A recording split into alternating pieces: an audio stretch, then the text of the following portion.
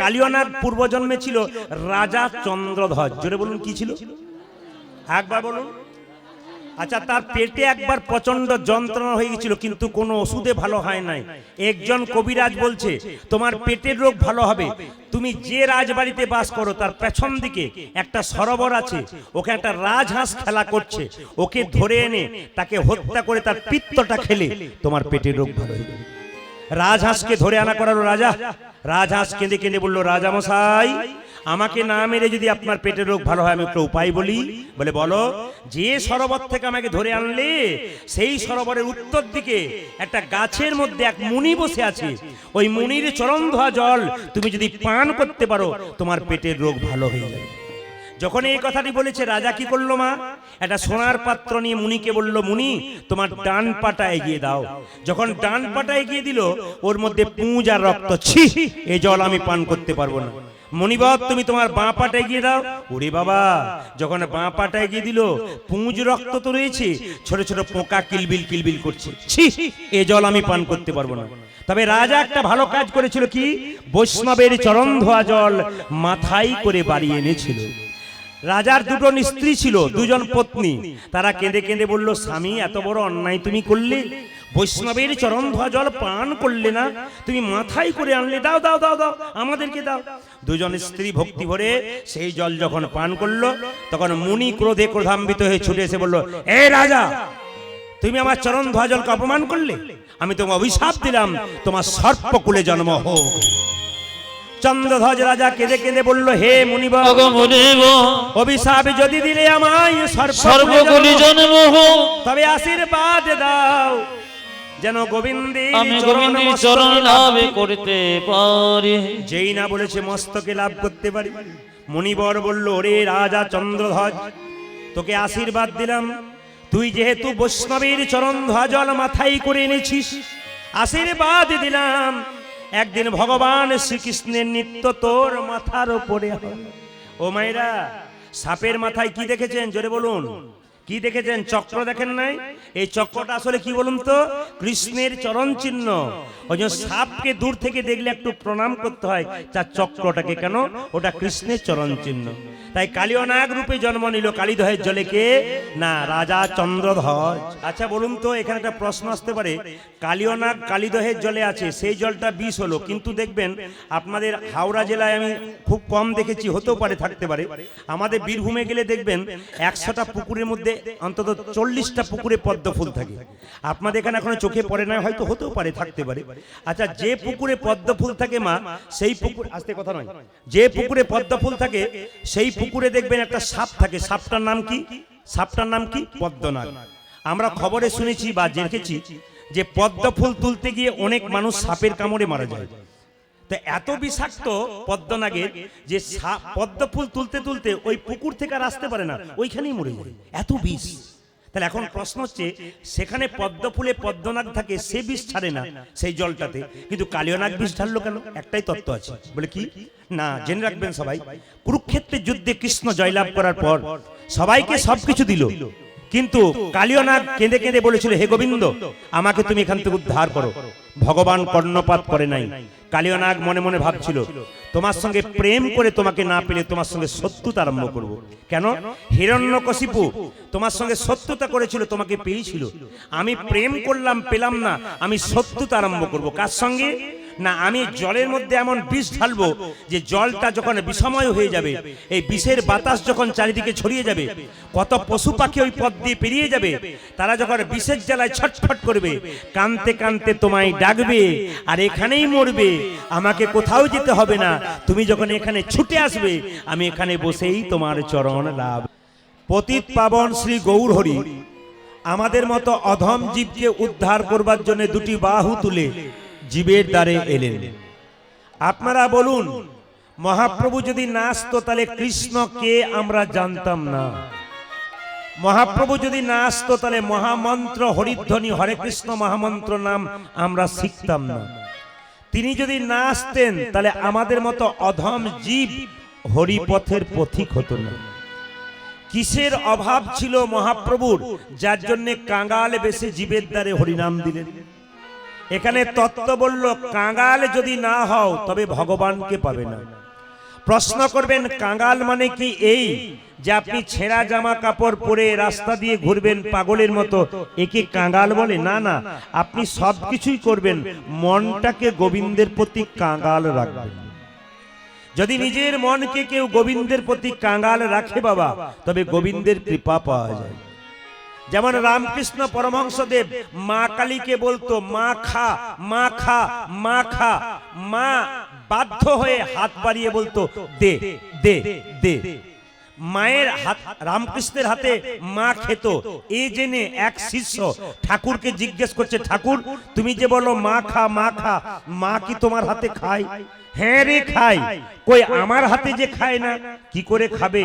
ডাকার মতো ডাক, দেখবি মা খাবে। ছেলে বলল আমি তো বুঝতেই পারি না কাকে ডাক বলে, তুমি যেমন ডাকো আমি তেমন ডাকি, ডাক আবার কেমন? ঠাকুর বলল ওরে আকুলতা চাই ব্যাকুলতা চাই, ভগবান আসবে। ছেলে বলল আমি বুঝতেই পারলাম না কাকে আকুলতা কাকে ব্যাকুলতা বলে। ঠাকুর বলল তবে আই শালা। ঠাকুরের কথায় কথায় দেখবেন শালা বলতো। শালা মানে কি? সা মানে মুক্তি, আল্লাহ মানে নৌকা। এই জন্য বারবার রামকৃষ্ণদেব কথায় কথায় শালা বলতো, আই শালা।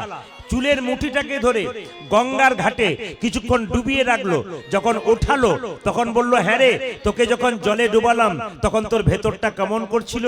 ঠাকুর আমার ভেতরটা আকুপাকু আকুপাকু করছিল। ওরে ভগবানকে ডাকবার সময় তোর মন যদি আকুপাকু করে, ভগবান কি না এসে থাকতে পারে? এই জন্য মহাপ্রভু কি করলেন? কাঙাল বেশে জীবের দ্বারে হরিনাম দিচ্ছেন। আমাকে যদি জিজ্ঞেস করেন প্রদীপ বাবু এতদিন কীর্তন করছেন আপনি কত টাকা করলেন, আমি হয়তো বলতেই পারি আমি 1 কোটি টাকা করলাম। অনেকে বলবেন বাবা আপনার বিষয় তো 1 কোটি। আপনি বলবেন তাহলে আপনার আশ্রয়টা কেমন, বাড়িটা? বলবো 4 তলা যাবেন। বাহ, আপনার বিষয় 1 কোটি আর আশ্রয় হলো 4 তলা। এ কথা বলে কারা? আমার মতো মূর্খ যারা। প্রকৃত ভক্ত বৈষ্ণবকে জিজ্ঞাসা করুন, হ্যাঁ গো তোমার বিষয় কি? তিনি বলবেন বিষয় হলো ভগবান কৃষ্ণ আর আশ্রয় হলো শ্রীমতী রাধা রানী। যিনি কৃষ্ণকে বিষয় করতে পেরেছেন আর রাধাকে আশ্রয় করতে পেরেছেন, তার মতো ধনে ধনী পৃথিবীতে আর যেদিন প্রচন্ড বৃষ্টি হয়ে যায়, হরে কৃষ্ণ, যেদিন প্রচন্ড বৃষ্টি হয়ে যায় ঘর থেকে বেরোতে পারি না, আমরা পুরুষ মানুষ কি বলি? আজকের দিনটা খুব খারাপ গেল গো, 1 টাকাও রোজগার হলো না, বলে না বাড়ির লোকে। কিন্তু লক্ষ্য করুন এই দিনটা আমাদের জীবনের দুর্দিন নয়, আমাদের জীবনের দুর্দিন সেই দিন যেদিন আমরা সারাদিনের মাথায় একবার কৃষ্ণ নাম করতে পারবো না। আমাদের জীবনের সেই দিনটা হচ্ছে দুর্দিন। যদি এইরকম ভাবে সংসারে কেউ বাস করতে পারে তবে সেই কৃষ্ণ কৃপা পায়, বাকি কেউ পায় না। তবে আপনাদের আসরটি খুব সুন্দর, জায়গাটা ছোট হলেও খুব মনোমুগ্ধকর জায়গা। কিন্তু দুঃখ লাগছে একটাই, এত এত মায়েরা দাদা ভাইরা এরা সব দাঁড়িয়ে আছে, কতক্ষণ দাঁড়িয়ে থাকতে পারবে? অনেক মানুষ পেছন থেকে ঘুরে গেছে কিন্তু জায়গা পায়নি। আসুন আসরটা সম্পর্কে একটু বলি। আকাশের শোভা চন্দ্র যেমন, চন্দ্রের শোভা তারা। আকাশের শোভা চন্দ্র যেমন, চন্দ্রের শোভা তারা। ব্রজের শোভা কৃষ্ণ যেমন, নদিয়ার শোভা গোরা। পুকুরের শোভা পদ্ম যেমন, পুকুরের শোভা পদ্ম যেমন। পদ্মের শোভা অলি অলি, হরিনামের শোভা তেমনি রে ভাই যত ভক্ত মণ্ডলী। নিতাই গৌর হরি বল। আজকে ভক্ত মণ্ডলী এবং ভক্তিমতী মায়েদের আবির্ভাবে এই আসরটা সুন্দর হয়ে উঠেছে। আসুন স্বয়ং মহাপ্রভু নিতাই চাঁদকে ডেকে বললেন, দাদা জীবের দ্বারে হরিনাম দাও। কাল থেকে একজন একজনকে দেখলে জয় নিতাই বলবেন। একজন মুসলমানকে দেখলে পরিচয় থাক আর না থাক, একজন একজনকে দেখলেই দেখবেন হাত তুলে বলে আসসালামু আলাইকুম, আরেকজন বলে ওয়ালাইকুম সালাম, তার মানে কি ঈশ্বর তোমার মঙ্গল করুন। আরেকজন বলে ঈশ্বর তোমার মঙ্গল করুন। লজ্জার ব্যাপার আমাদের। আমি যদি আপনার বাড়িতে এসে বলবো দাদা জয় নিতাই, আপনি দরজা বন্ধ করে ঢুকে যাবেন না, মনে মনে ভাববেন তোমার নিতাই তোমার কাছে থাকা আমার দরকার নেই। না না, এতে হাসি নয়, এটা আমাদের লজ্জা। এই দিকে তাকাবেন, বাড়িতে বেলুন ফুলাচ্ছেন, কেক কাটছেন বাচ্চার জন্মদিনে, কিন্তু মহাপ্রভুর যেদিন জন্মদিন, লজ্জা আমাদের, জানতেই পারি না কবে মহাপ্রভুর জন্মদিন। একমাত্র কারা জানে? তিলক সেবা করে জানা, প্রসাদ সেবা করে জানা, তারা প্রত্যেক দিন ভগবানকে স্মরণ করে, তারা জানে মহাপ্রভু কবে এসেছিল। আর আমরা যারা সংসারবদ্ধ জীব, খালি আমার আমার করে মোলাম সোনার মালা, না না আপনাদের বলি না, যারা মালা পড়েছে সোনার মালা পরলাম, অনেক কিছু করলাম, কিন্তু একবার হরি, আপনি সোনার মালা পরুন, আপনি সব করুন, আসল জায়গাটা ঠিক রাখবেন। দেখবেন বিশ্ব সুন্দরী পেপারে দেয় না, বিশ্ব সুন্দরী একজনের নাম দেয়, ওই মেয়েটা কি বিশ্বের সবার চাইতে দেখতে সুন্দরী? না না, ও শুধু সুন্দর নয়, ওর গুণাবলীটাও সুন্দর। একজন মেয়ে সোনার মালা পরবে, ভালো কাপড় পরবে, এটা তার সুন্দরতা নয়, তার ভেতরে একটা সুন্দরতা আছে, যে গোবিন্দের ভজনা করে তার ভেতরটা সব চাইতে সুন্দর।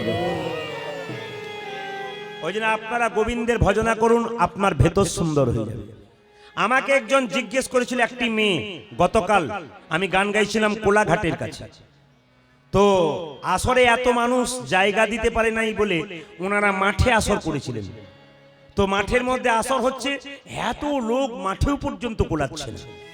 তো কীর্তনের শেষে একটি মেয়ে এসে বলল, দাদা আমাকে আশীর্বাদ করুন। বলে কি? আমি বিউটি পার্লারের কাজ করি, কাজ যেন আমার বেড়ে যায়।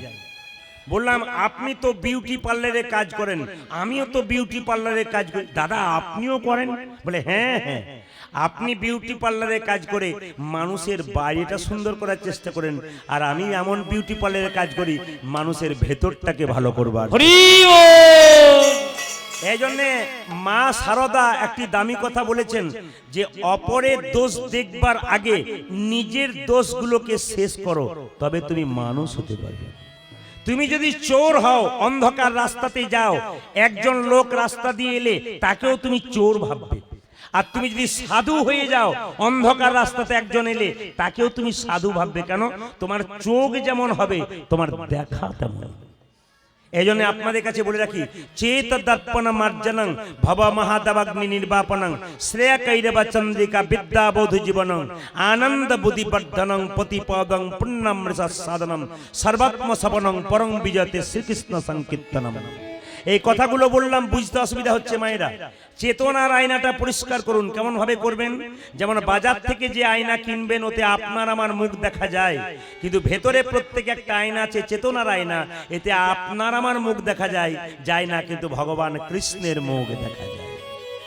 বাজার থেকে যে আয়নাটা কিনলেন, ওটা ময়লা হয়ে গেলে আমরা কস্টিক সোডা দিয়ে ঘষে দিই আর চাপা কলে জল দিয়ে ধুয়ে দিই। আর এই হৃদয়ের মধ্যে যে চেতনার আয়না আছে, এ যদি ময়লা হয়ে যায়, তবে হরিনাম নামক কষ্টি সোদা আর নয়নের জল দিয়ে ধুয়ে মুছলে আমাদের চেতনার আয়না পরিষ্কার। মায়েরা, যার ভেতরে চেতনার আয়নাটা পরিষ্কার হয়ে আছে, সে তো ভগবানকে দেখতে পায়, আনন্দময় হয়ে যায়। আনন্দ বুদ্ধি বর্ধনং। দেখবেন কেউ যদি রাস্তা দিয়ে মদ খেয়ে পেরিয়ে যায়, তবে ও দেখবেন পৃথিবীতে সবচাইতে আনন্দময় পুরুষ। কেন বলুন তো? ওর আপনাদের এদিকে নাই, আমাদের ওদিকে কথা বলছেন। এদিকে আছে? এদিকে নাই, একবারে নাই। দেখবেন যত রাত বাড়বে, এখানেও দু চারটা আছে, না থাকা নয়। কারণ আমি যখন এলাম তখন আমি দেখেই বুঝে নিয়েছি পার্টি রয়েছে। হরে কৃষ্ণ। তো থাক, ওরাও জগাই মাথায় দল হলো, গোবিন্দের কৃপা পেতে পারে। তবে বলে রাখি মায়েরা, মাতাল দেখবেন মাঝে মাঝে ঠিক কথা বলে। যেমন একটা আসর আমি গান গাইছি, প্রচুর ভক্তের সমাগম, একজন মাতাল মাঝ পথে উঠে বলছে, প্রদীপ বাবু, বলে আপনি তো সবাইকে বোঝাচ্ছেন, এবার আমাকে বোঝান। কমিটি তখন বললো, ঘাড় ধরে বেটাকে বের করতো। বেটা মাঝখানে বসে উল্টো বের কর। বললাম, দাঁড়ান, কিছু বলার দরকার নেই, কি বলছে বলুন। যাতে মাতাল হতে পারে, লাইনে ঠিক আছে। কি বলছে দেখুন। দাঁড়ান, আমার কথার উত্তর দিন। বলে কি? যে হরিনাম করে সেও মরে, আর যে বেটা করে না সেও মরে। করলো যদি মরে, না করলো যদি মরে, না করাটাই ভালো। ও ঠিক বলে, ও কিন্তু লাইনের কথা বলছে। বলছে করলো যদি মরে, না করলো যদি মরে না। আপনারা অনেকে বিচার চিন্তা করছেন, উনি ঠিকই বলেছেন, না না, উত্তর আছে। যেমন প্রশ্ন আছে তেমন উত্তর আছে। হরিনাম করে যারা মরে তাদের মরা কেমন, আর হরিনাম না করে যারা মরে তাদের মরা কেমন। বাড়িতে বিড়াল দেখেছেন তো? যদি বলুন হ্যাঁ। না, বিড়াল দেখবেন যখন বাচ্চা হয়, তখন বাচ্চাকে কেমন করে নিয়ে যায়, এক জায়গা থেকে অন্য জায়গা কোলে করে নিয়ে যায়। ঠিক ঠিক ঠিক। দাদারা বলছে মুখে করে, মায়েরা বলছে হ্যাঁ। আমি তো বুঝতে পারছি, মানে আপনি কি আর ভুল বলবেন, ঠিকই বলছেন। ওই কীর্তন শুনতে হয় মন লাগিয়ে, কেন বলুন তো? ভগবান বলছে মন মনা ভাবা, তোমার মনটা আমাকে দাও, আমি আমার মন তোমাকে পরিপূর্ণ দিয়ে দেবো। এই জন্য বলে রাখি মায়েরা, তো বিড়াল যখন তার বাচ্চাকে নিয়ে যায়, দাঁতে চেপে নিয়ে যায়, কষ্ট দিতে দিতে না প্রেম সে নিয়ে যায়? জোরে বলুন। হ্যাঁ, বিড়াল যখন তার বাচ্চাকে নিয়ে যায় দাঁতে চাপে, কিন্তু আঁচড় পায় না। কিন্তু যখন ইঁদুরকে নিয়ে যায়, এত জোরে কষ্ট দিতে নিয়ে যায়, নিতাই গৌর হরিবোল হয়ে যায়। তাহলে ভক্ত ভগবানকে ডাকে, ভগবান তাকে নিয়ে যায় কেমন? বিড়াল বাচ্চার মতো প্রেম সে ভক্তকে স্বর্গের পথটা পরিষ্কার। হরিবোল হরিবোল। আর যারা হরিনাম করে না, তারা তো বুঝতে পারছেন ইঁদুরের মতো তাদেরকে কেমন করে নরকের পথটা পরিষ্কার করে দেয়। আসুন, এই জন্য আপনাদেরকে বলে রাখি, হরিনাম করবেন, আনন্দ পাবেন। এইদিকে মদ খেয়ে আনন্দ পেতে পেতে ওর লাংস, কিডনি, লিভার একদিন নষ্ট হয়ে যায়, আনন্দ পেতে পেতে নিরানন্দের সাগরে পৌঁছে যায়। কিন্তু হরিনাম এমন একটা মদ, প্রথমে সবার আনন্দ লাগে না, কিন্তু আনন্দ পেতে পেতে পেতে পেতে একদিন পরমানন্দ গোবিন্দের চরণ লাভ হয়। আর যেদিন আপনি পরমানন্দ গোবিন্দের নাম করবেন, সেদিন আপনার জীবনটা আনন্দে পরিপূর্ণ হয়ে যাবে। কি বলুন তো? প্রত্যেকের বাড়িতে একটা করে কৃষ্ণ ভক্ত সন্তান হয়। প্রশ্ন করবেন, কৃষ্ণ ভক্ত সন্তান চাইলেন কেন? টাকা চাইলেন না কেন? গাড়ি চাইলেন না কেন? কেন কৃষ্ণ ভক্ত সন্তান চাইলাম জানলাম না? একটা কারণে। সচিমাতা নিমাইকে বলেছিল, নিমাই তোর বাবার পিণ্ডটা দিয়ে। নিমাই বলেছিল, মা পিণ্ড দিলে কি হয়? সচিমাতা বলেছিল, পিণ্ড দিলে 7 বংশ উদ্ধার হয়। সঙ্গে সঙ্গে নিমাই বলেছিল, মা তুমি তো বলছো পিণ্ড দিলে 7 বংশ উদ্ধার হয়, কিন্তু কোন বংশে একজন কৃষ্ণ ভক্ত সন্তান জন্ম নিলে তা 7 বংশ নয়, তা 14 বংশ। এই জন্য আপনাদের এই সুন্দর গ্রামে এসে কমিটির দাদা ভাইদেরকে একবার অভিনন্দন জানাই। আমি সবার নাম জানি না, কিন্তু প্রশান্ত ভাইয়ের নাম জানি, যেহেতু ওর সঙ্গে আমার আজকে কথা হচ্ছিল। এদের কমিটির সবাইকে আমি অভিনন্দন জানাই। আরও সুন্দর অনুষ্ঠান হোক আপনাদের, এবং পরবর্তী ক্ষেত্রে ভালো ভালো কীর্তনিয়া এসে আপনাদের এই আসরটাকে আরও মনমোহিত করুক, এটা প্রভুর কাছে প্রার্থনা করব। আর তার আগে শুরু করব আজকের লীলা। একটু ইচ্ছা ছিল একটু ভক্তের কথা বলবো, কিন্তু কিছু মনে করবেন না, বারবার বলাটা খুব খারাপ লাগে। একটু ভক্তের কথা বলবো। ভক্তের কথা বলতে গেলে এটা সাউন্ডটা খুব ক্লিয়ার দরকার, এদের কাজগুলো খুব ভালো দরকার। এই জন্য যখন এটা নেই, তখন কৃষ্ণ নাম করলে, কৃষ্ণের কথা বললে একটু ঠিক করা যায়। এই জন্য এটা আপনারা শুনেছেন লীলাটি, একটু ছোট করে বলবো। আজকে ভগবান শ্রীকৃষ্ণের কালিয়ানাগের কথা আজকে বলবো। প্রত্যেকের শরীরে কিন্তু কালিয়ানাগ আছে, বিষ আছে। ও মাইরা, বিষ কিন্তু প্রত্যেকের মুখে আছে। এই বিষকে অমৃত করতে গেলে কি করতে হবে মা? সোধা মাখা, মধু মাখা, হরিনাম করতে হবে। একটু শুনবেন, প্রত্যেকের মুখে বিষ আছে, প্রত্যেকের মুখে। এই বিষকে যদি অমৃত করতে হয়, তাহলে আপনি হরিনাম করুন। যেমন রামকৃষ্ণ পরমহংসদেব বলেছেন, তোর বাড়িতে যদি কেউ যায়, তাকে দুটো মিষ্টি জল দিতে পারিস আর না পারিস, দুটো মিষ্টি কথা অন্তত বল। এটার দিকে নজর রাখবেন। কি বললাম? বাড়িতে কেউ গেলে দুটো মিষ্টি জল না দিতে পারলো, দুটো মিষ্টি কথা বললে অন্তত মন শান্তি হয়ে যায়। মুখেই বিষ, এদিকে মুখেই বিষ আছে, মুখেই অমৃত আছে। আমার দিকে তাকাবেন।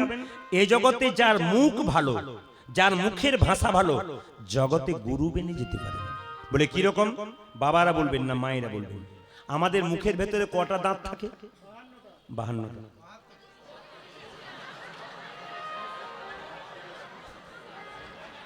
মাঝে কিছু মনে করুন, মাঝে মাঝে টেস্ট করছে আর কি, এরা কেমন আছে। বাবারা তো দাদারা তো জানে। এইদিকে তাকান, আপনাদের মুখের ভেতরে দাঁত কটা আছে?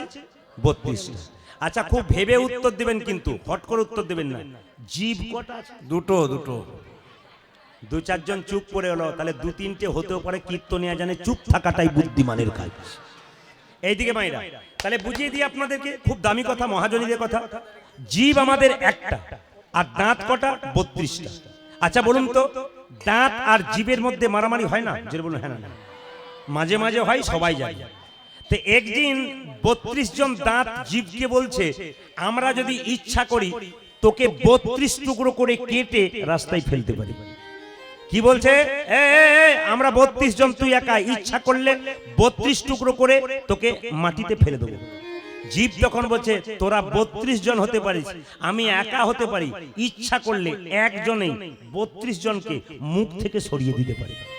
তখন দাঁতগুলো রেগে গিয়ে বলছে, কি বললি? আর তুই একা আমাদের এখান থেকে সরিয়ে দিবি? জীব বলছে হ্যাঁ, এমন একটা কাজ করব, তোরা 32 জন সরে যাবি। বলছে কিরকম? রাস্তা দিয়ে কোনো লোক পেরিয়ে যাবে, এমন গালি দেবো, এক চড়েই 32 জন ঝুলে ঝুলে যাবে। ঠিক বলে নাই? ও লাইনের কথা বলেছে। এই জন্য মা, মুখের মধ্যে অমৃত আছে, মুখের মধ্যে বিষ আছে।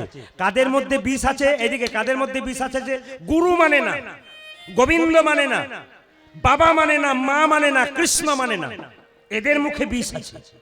অমৃত কাদের মুখে আছে? যারা কৃষ্ণ কথা, হরি কথা বলতে পারে, শুনতে পারে, এদের মধ্যে অমৃত আছে। এরা দেখবেন 2-4 দিন লাফালাফি করে, তারপর কি হয়?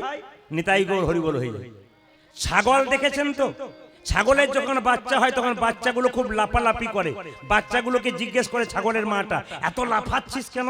এই তো আশ্বিন মাস ঢুকছে, কাশ ফুল খাবো। বাচ্চাগুলো বলছে কাশ ফুল খাবো।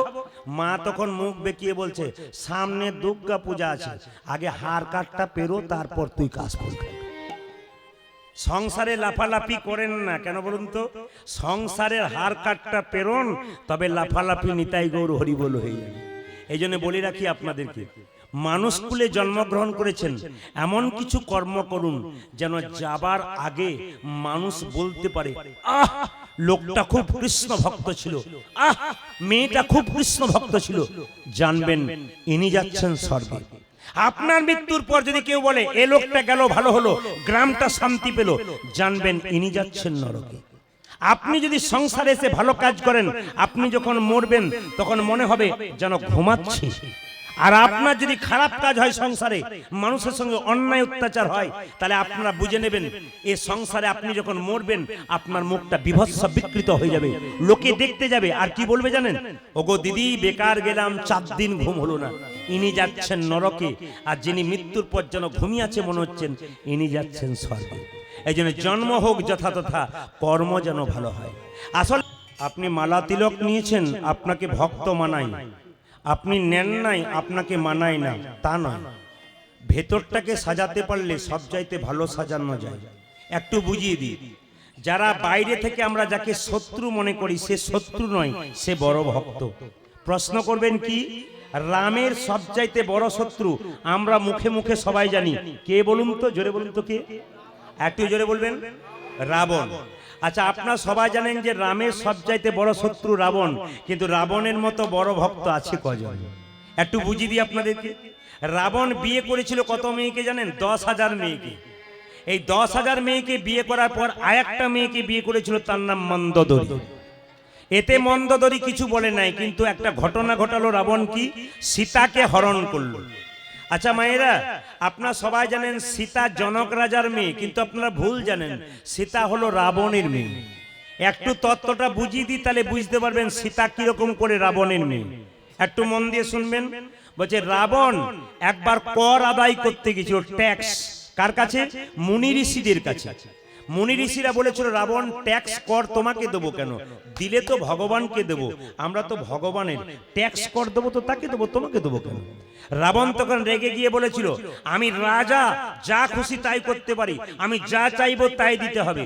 মুনি ঋষি বলল, আমাদের কোনো অভাব নাই, আমাদের দেহ আছে, নিয়ে নাও, আমরা দিয়ে দেবো। রাবণ কি করেছিল? ছুরিতে করে ওই মুনি ঋষিদের রক্ত, এখানে হাতটা কেটে মুনি ঋষিদের রক্ত পাত্রে করে নিয়ে এসেছিল। তখন মুনি ঋষিরা চিৎকার করে বলল, রাবণ, এই যে আমাদের শরীরের রক্ত তুমি নিয়ে চললে বাড়িতে, কথায় রাখো, মনে রেখো, বলে কি, এ রক্ত তুমি যদি কোনোদিন পান করো তৎক্ষণাৎ তোমার মৃত্যু হবে। সে কথাটা কাকে বলেছে? রাবণকে বলেছে। রাবণ বাড়ি নিয়ে গেল, মন্দোদরীকে বলল, মন্দোদরী, এই যে এক বাটি রক্ত আনলাম, মুনি ঋষিদের শরীরের রক্ত, যদি কোনোদিন খেয়ে ফেলে আমি মরে যাব, রাগ করলে যেন দিও না, আলাদা জায়গায় কোথাও রেখে দিও। লক্ষ্য করুন, মন্দোদরী রক্তের বাটিটা অন্য জায়গায় রেখে দিয়েছিল। এক সময় রাবণ যখন যুদ্ধে গেল, তখন তার মোবাইল ফোন ছিল না।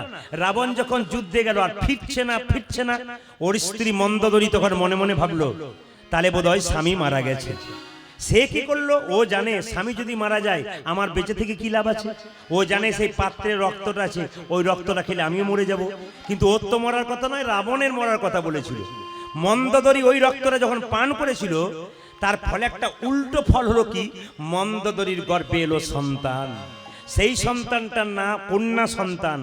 ওই মেয়েটা তাকে জলে, ওই নদীর জলে ভাসিয়ে দিল, কলার পেটোর মধ্যে ভাসতে ভাসতে ভাসতে ভাসতে জনকপুরীতে গিয়ে রাখলো। জনক রাজা হলাকর্ষণ করে সীতাকে পেল বলে জনকের কন্যা বলা হয়, কিন্তু প্রকৃতপক্ষে সীতা হলো রাবণের কন্যা, যেহেতু মন্দোদরীর গর্ভে সে জন্ম নিয়েছিল। ও মায়েরা, সীতাকে যখন রাবণ হরণ করলো, মন্দোদরী চিৎকার করে বলল, স্বামী আমি বুঝতে পেরেছি এইবার তোমার ধ্বংস এলো। বলে কেন? তুমি ভগবানের স্ত্রীকে চুরি করেছো, ছি তোমার লজ্জা করে না, ছি তোমার লজ্জা করে না। সঙ্গে সঙ্গে রাবণ মাথা নি প্রেম, রাবণ মাথা নিচু করে বসে বসে বলেছিল, মন্দোদরী, বলে কি মন্দোদরী, সীতা আমার মা। চুপ করো, আর কোনদিনই কথা বলবে না। মন্দোদরী, সীতা আমার মা। চুপ করো, চুপ করো, তোমার মুখে কথা মানাই না। সীতা যদি তোমার মা হয়, তবে সীতাকে তুমি রাজপুরীতে রাখলে না কেন, অশোক বনে রাখলে কেন? রাবণ সেদিন মাথা নিচু করে বলেছিল, দেখতে এটা রাজপুরী, কিন্তু এটা পাপের পুরী। মাকে কখনো পাপের পুরীতে রাখা যায়? তোমার যদি সীতা মা হয়, তবে অশোক বনে রাখলে কেন? ওগো মন্দোদরী, অশোক বনে রাখলাম কেন জানো? যেখানে কোনো শোক নাই সেটাই তো অশোক বন। বেশ, মেনে নিলাম, মেনে নিলাম, যেখানে শোক নাই সেটা হচ্ছে অশোক বন। তোমার মাকে সেখানে রাখলে তাহলে তোমার লোক কেন বারবার সীতাকে আঘাত করছে? তুমি কিছু বলছো না কেন? এ কথা শুনে রাবণ বলছে, শোনো শোনো মন্দোদরী, ওগো মন্দোদরী, সীতাকে আঘাত করলে আমি প্রতিবাদ করি না কেন জানো? কেন জানো? এ জগতে নদীতে যদি নৌকা বাঁধা থাকে, আর সেই নৌকায় যদি কেউ বারবার আঘাত করে, তবে কেউ ছুটে আসুক আর না আসুক, নৌকার মালিক কিন্তু ছুটে আসে। সীতা হলো পরপারের নৌকা, বারবার সীতাকে আঘাত করলে কেউ ছুটে আসুক আর না আসুক, সীতাপতি রামচন্দ্র ছুটে আসে। তখন আমাকে বাইরে কোথাও যেতে হবে না, আমি ঘরে বসেই চরণ লাভ চরণ। রাবণ কত বড় ভক্ত দেখো, তো বলছে তোমার সীতাকে আঘাত করছে, এত যদি তুমি জানো তবে তুমি কাঁদছো না কেন? রাবণ মাথা নিচু করে বলে, মন্দোদরী, এখন কেঁদে কেঁদে যদি আমি চোখের জল সব শেষ করে দেব। আপনারা কে কে একাদশী করেন হাত তুলবেন তো। একাদশী যারা যারা করেন হরিবাসরে একটু হাত তুলবেন। বেশ, যারা করেন তারা তুললেন, অনেকে করেন তবু তুললেন না, অনেকে আবার করেন না তারা তুলেন নাই।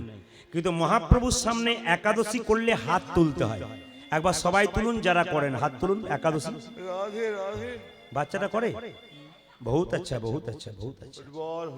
সবচাইতে খুশির ব্যাপার, ওইটুকু একটা বাচ্চা হাত তুলেছে, আমি ভাবলাম করে না, কিন্তু ও করে। এইদিকে তাকাবেন। ধ্রুব 5 বছর বয়স ছিল, ওকে ধর্ম শেখাতে হয় না। ও মাইরা এইদিকে তাকাবেন। মা যদি ভালো হয় বাচ্চা ভালো হবে, মা যদি খারাপ হয় বাচ্চা অবশ্যই খারাপ হবে। প্রশ্ন করবেন, বাবার দোষ দেবেন না? আপনাদের তো 100-এর মধ্যে 70% আপনাদের, ওদের 30%। বলবেন কেন বলুন তো? বাবা তো জন্ম দিয়ে ব্যবসা করতে যায়, কাজ করতে যায়, বাচ্চার কোলেই তো মায়ের কোলেই তো বাচ্চা থাকে, দায়িত্ব তো মায়ের বেশি। এপিজে আব্দুল কালাম বলেছে, মায়ের কোলটা 1000টা স্কুলের সমান। খুব ভালো করে কথাগুলো শুনবেন, জীবন সুন্দর। মায়ের কোলটা 1000 স্কুলের সমান। কেন? মা আমাদের ভাষাটা মাতৃভাষা না পিতৃভাষা? জোরে বলবেন। কেন পিতৃভাষা নয়, কেন মাতৃভাষা? বাবা তো জন্ম দিয়ে কাজে চলে গেছে, আর মা কি করেছে? সোনা আমার, মানিক আমার, ধন আমার, বড় হবি, নাম রাখবো, চাকরি করবি, বিয়ে হবে, সব কাহিনী কে বলে? মা বলে। আর মায়ের ভাষাটা বাচ্চা শুনতে পায়, ওই জন্য মাতৃভাষা আমাদের হয়। খুব যুক্তির কথা শুনবেন, যুক্তি নইলে মুক্তি নেই, যুক্তি নইলে কীর্তন নেই। এই যে যুক্তির কথাগুলো শুনবেন, আপনাদের লাভ আছে। একাদশী আপনারা করেন, আজকে একাদশীর তত্ত্বটা বলবো এই জন্যে, আজকে যে জন্য ঘরে থাকতে পারে না ভগবান, যদি ভক্ত তাকে ডাকে, একটু বুঝিয়ে দেবো আপনাদের। লক্ষ্য করুন, একাদশী যারা যারা করেন ভালো করেন। একাদশী নিয়ম হচ্ছে কি, একাদশীর জন্ম বৃত্তান্ত একটু জানতে হবে। একাদশী ছেলে না মেয়ে? একটু জোরে বলবেন। এখন অনেক দাদা বলেছে মেয়ে, অনেকে চুপচাপ আছে, অনেকে কেউ ছেলেও বলেছে, কেউ মেয়েও বলেছে। দু একজন বলছে ছেলে, দু একবার বলছে মেয়ে। সেই ভোটের সময় হয় না, কিছু চালাক পার্টি আছে, দুপক্ষেই মুড়ি খায়, কাকে ভোট দেয় অন্তর্যামী ছাড়া কেউ জানে না। এই জন্য আপনাদের বই রাখি দুপক্ষেই, মানে একটা তো লেগে যাবে না। না, এদিকে তাকাবেন, মন দিয়ে শুনবেন। একাদশী ছেলে না মেয়ে একটু বুঝিয়ে দিই। এদিকে একাদশীর জন্ম কোথা থেকে? ভগবান বিষ্ণুর শরীর থেকে। বলবেন কি করে জন্ম হলো? অসুর যুগে যুগে আছে, অসুর যুগে যুগে আছে। একজন অসুর ছিল, তার নাম মুর। কি নাম বললাম? মুর। ময় হস্যু ঢস্যনর। কি বললাম? মুর। মুর। এই অসুরটা দেবতাদের সঙ্গে যুদ্ধ করলো, দেবতাদেরকে হারালো। দেবতারা ভগবান বিষ্ণুর চরণে পড়ে কেঁদে বললেন, প্রভু, বলে কি, এই মুর নামক অসুর বারবার অত্যাচার করে, একমাত্র তুমিই পারো ওকে বশ করতে। ভগবান কি করলেন মা? মুর নামক অসুরের সঙ্গে যুদ্ধ করলেন। কত বছর? 100 বছর। কত বললাম? 100 বছর। যুদ্ধ করতে করতে একবার ভগবান বিষ্ণু হেরে যাবার ভান করে একবারে পর্বতের গুহাতে ঢুকে পড়ল। মুর নামক অসুর মনে মনে ভাবলো, এইবার তুই কোথায় যাবি? এইবার তো তুই বেরোতেই পারবি না, এখানেই শেষ করে দেবো। যখন মুর নামক অসুর ভেতরে ঢুকতে যাচ্ছে গুহার ভেতরে, ভগবান বিষ্ণু তার শরীর থেকে এক অপূর্ব জ্যোতির সৃষ্টি করলেন। আর সেই জ্যোতি থেকে সৃষ্টি হলো কি? একটা সুন্দরী রমণী। সেই মেয়েটি জন্ম নিয়ে সঙ্গে সঙ্গে মুর নামক অসুরকে হত্যা করলেন। আর যখনই হত্যা করলেন, ভগবান বিষ্ণু মেয়েটাকে বলল, বারে, তোর ক্ষমতা তো কম নয়। বলে কেন? আমি যাকে হত্যা করতে পারলাম না, তুই তাকে হত্যা করলি। মেয়েটি কেঁদে কেঁদে ভগবানের চরণে পড়ে বলল, প্রভু, তোমার শরীর থেকে আমি সৃষ্ট, তোমার শক্তিতে আমি শক্তিময়ী, আমি তো তোমার দ্বারাই ওকে হত্যা করলাম, আমাকে অপমান করছেন কেন? ভগবান বিষ্ণু বলল, বেশ, মেনে নিলাম। পৃথিবীতে তুই থাকতে চাস? বলে হ্যাঁ। কোথায় থাকতে চাস? বলে পৃথিবীতে আমাকে জায়গা দাও, আমার মধ্যে যারা আশ্রয় নেবে, যত তীর্থ ঘুরে যে ফল লাভ হবে, আমার মধ্যে আশ্রয় নিলে সেই ফল লাভ হবে। ভগবান বিষ্ণু বললেন, নাম রাখলাম তোর একাদশী। পৃথিবীতে যত মানুষ যত তীর্থ ধামে যায়, যত ফল লাভ করে, সেই ফলের একদিন একাদশী করলে আপনার সেই ফল লাভ হয়। যদি এই পথ আমরা জানি, তাহলে আমরা করব না কেন? মুসলিম সমাজে দেখবেন 30 দিন রোজা রাখে ছোট ছোট বাচ্চাগুলো। মাকে বলে, মা, ও রোজা রাখবো। মা বলে, আল্লাহ তোর বরকত করুক, খুশি খুশি, আমি বহুত খুশ। কিন্তু আপনাদের এখানে নয়, আমাদের ওখানে ছোট্ট বাচ্চা যদি মাকে বলে, মা, প্রতিদিন ভাত খাই, আজ তোমার সঙ্গে একাদশী করব, ফল খেয়ে থাকবো, মা তখন কানে ধরে বলে, বুড়ো বুড়ো কথা, ডাক্তার বলেছে না খালি পেটে থাকতে নেই, মরবি, বুড়ো হলে করবি। ধর্মটা কারা নিয়ে যাচ্ছে নিচে? যুক্তির কথা মা বাবাগুলো নিয়ে যাচ্ছে। আপনি বাচ্চাকে উপরে উঠাতে পারেন, আপনি বাচ্চাকে নিচে নামাতে পারেন। শেষে বলবেন, আমার ছেলে ভাত দেয় না, দেবে কি করে? কৃষ্ণ ভক্ত সন্তান না হলে ভাত দেবে কি করে? বিবেক বৈরাগ্য যার জন্ম হবে না, সে ভাত দেবে কি করে? স্কুলে ছেলে মেয়েদেরকে পড়াচ্ছেন, ওখানে শিক্ষা দেওয়া হয় না, ওই শিক্ষা দেওয়া হয়, চাকরি পাবে কি করে? মানবতার শিক্ষা মাত্র হরিবাসরে দেওয়া হয়, বাকি কোনো জায়গাতে হয়। আচ্ছা, আপনারা বলবেন যুক্তির কথা। আমেরিকা থেকে ছেলে ভারতবর্ষে আসে, আর ভারতবর্ষে থেকে ছেলে আমেরিকায় যায়, কারা সংখ্যায় বেশি আসে? আমেরিকার লোক এখন ভারতবর্ষে বেশি আসে। ভারতবর্ষে যে ছেলেটা কম্পিউটার ইঞ্জিনিয়ারিং করেছে 1 নম্বর জায়গা আছে, আমেরিকা তাকে কিনে নেয় কেন? অর্থনীতিতে আমেরিকা বড়, পরমার্থনীতিতে ভারতবর্ষ বড়। এই জন্য কিনে নেয় কেন? ওকে কম্পিউটার ইঞ্জিনিয়ার করেছেন আপনি, আমেরিকা কিনে নিয়েছে, টাকা দিয়ে, টাকা রোজগার করে ভারতে ফেরে। আর আমেরিকার কম বয়সের ছেলেগুলো, ওরা জানতে শিখেছে টাকা নয় বিষ। জপমালা হাতে নিয়ে ওই নবদ্বীপে মায়াপুরে এসে ধুলোতে বারবার গৌর গৌর লেখা। ওরা বুঝতে পেরেছে টাকা নয় বিষ, ওরা বুঝতে পেরেছে পরমার্থের দিকে চলতে হবে। আমেরিকা থেকে কত মানুষ, বিদেশ থেকে কত মানুষ হরে কৃষ্ণ নাম করতে পারে না। চীনের মানুষ যারা করোনা নিয়ে এসছে, তারা পর্যন্ত আজকে নবদ্বীপে মায়াপুরে হরে কৃষ্ণ বলতে পারে না। হলে কিন্ন, হলে কিন্ন, কিন্ন কিন্ন, হলে হলে, হলে লাম, হলে। ওরা বাংলা ভাষা ভালো বলতে পারে না, কৃষ্ণ বলে। লজ্জা আমাদের, ওদেরকে দেখি আমরা একবার হরিবোল বলতে পারি না। বলুন সম্মান কারা জানাচ্ছে? আমরা না বিদেশি লোক। বিদেশ থেকে মানুষ এসে এখান থেকে নিত্যানন্দ মহাপ্রভুকে কিনে নিয়ে যাচ্ছে, আর আমরা আমাদের দেশের ভগবানকে বিক্রি করে দিচ্ছি। এর চাইতে লজ্জা কি? দেখবেন আপনার নবদ্বীপ মায়াপুরে গিয়ে আমাদের মানুষ সব হোটেল করেছে, ব্যবসা করেছে টাকা রোজগার করার জন্য, আর ওরা এসেছে গোবিন্দ পাওয়ার জন্য। তফাৎটা দেখতে হবে। আমার গ্রামের একজন গিয়েছিল ওই নবদ্বীপ মায়াপুরে, তো আমেরিকার কোন একটা ছেলে, এইটুকু বাচ্চা ছেলে, নামের মালা ঝোলা নিয়ে কীর্তন করতে করতে চলে যাচ্ছে। তো বলছে, আমাকে বলছে, প্রদীপ কি করলাম জানিস? বলে কি? ওকে ধরে গালটা জোরে টেনে দিলাম, লাল রঙের চেহারা তো, টেনে দিলাম, রক্ত মতো হয়ে গেল। তো আমি ভাবলাম রেগে যাবে, তো আমাকে কি বলছে জানিস? হরে কৃষ্ণ হরে কৃষ্ণ। আমি তখন হেরে গেলাম রে, আমার মনে হলো ওর পাটাকে ধরে কাঁদি। আমি রাগে ওর যেখানটা টেনে দিলাম, আর ও রাগ না দেখে আমাকে বললো হরে কৃষ্ণ হরে কৃষ্ণ। তখন বুঝলাম ওরা কি করতে এসেছে আর আমরা কোন জায়গায় আছি।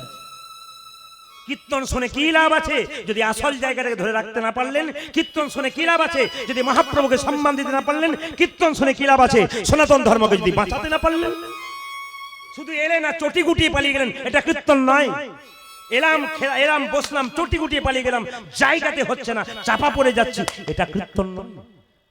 এখানে জানতে এসেছেন, শিখতে এসেছেন, হরিকথা বলতে এসেছেন, জীবনটাকে পরিবর্তন করতে এসেছেন। ওই জন্য একাদশীর দিনে মায়েরা, একাদশীর আগের দিনে কিন্তু ব্রাশ করে নিতে হবে। একাদশীর আগের রাত্রিতে প্রত্যেককে ব্রাশ করতে হয়, জিভ ছুলে নিতে হয়। কেন? একাদশীর দিনে ওটা করতে পারবেন না। যে পেস্ট দিয়ে আপনি দাঁতটা মাজন করেন তার মধ্যে লবণ থাকে, ওই জন্য আগের রাত্রিতে করে নিতে হয়। যে পেস্ট দিয়ে আপনি মাজন করেন তাতে যদি আঁচড় পেয়ে মাড়ি কেটে যায় একাদশীর দিনে, তবে রক্ত বেরিয়ে গেলে আপনার হয় না। আপনি জিভ ছুলতে ছুলতে আপনার জিভ কেটে গেল, একাদশী হয় না। আপনি একাদশীর দিনে সবজি কাটছেন, তখন যদি আপনার আঙ্গুল কেটে যায়, একাদশী হয় না। এই জন্য ছোট ছোট কথাগুলো বলবো, মন দিয়ে শুনবেন।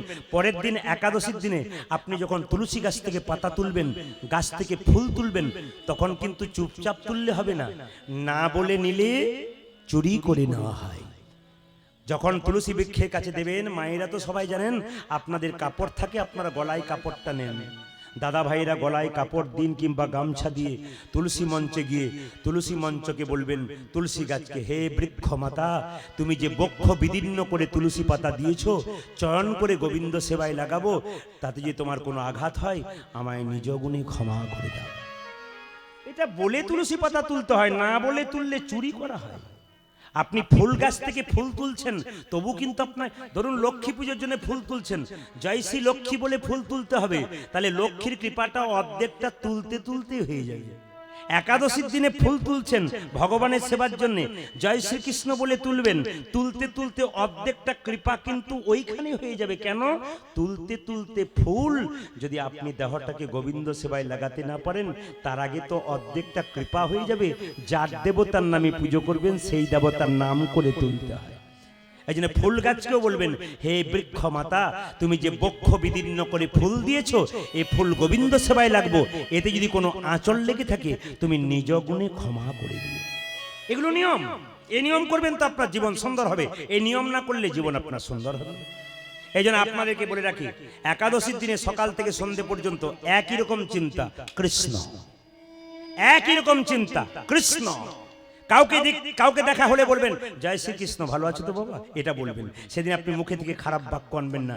সেই দিন থেকে আপনার অভ্যাস হবে, আপনি শুরু হয়ে যাবেন কৃষ্ণ বলতে। একজনকে দেখলে বলবেন, জয় শ্রীকৃষ্ণ, রাধে রাধে বাবা, রাধে রাধে, ভালো আছো তো। যত রাধে রাধে বলবেন মুখ মিষ্টি হবে, যত কৃষ্ণ কৃষ্ণ বলবেন মুখ মিষ্টি হবে। গালি দেবেন, আপনার মুখ খারাপ হবে। একাদশীর দিনে পঞ্চশস্য খেতে নাই, এ তো আপনাদের সকলের জানা, বাদ দিয়ে অন্য জায়গাটা বলি না, বলবো।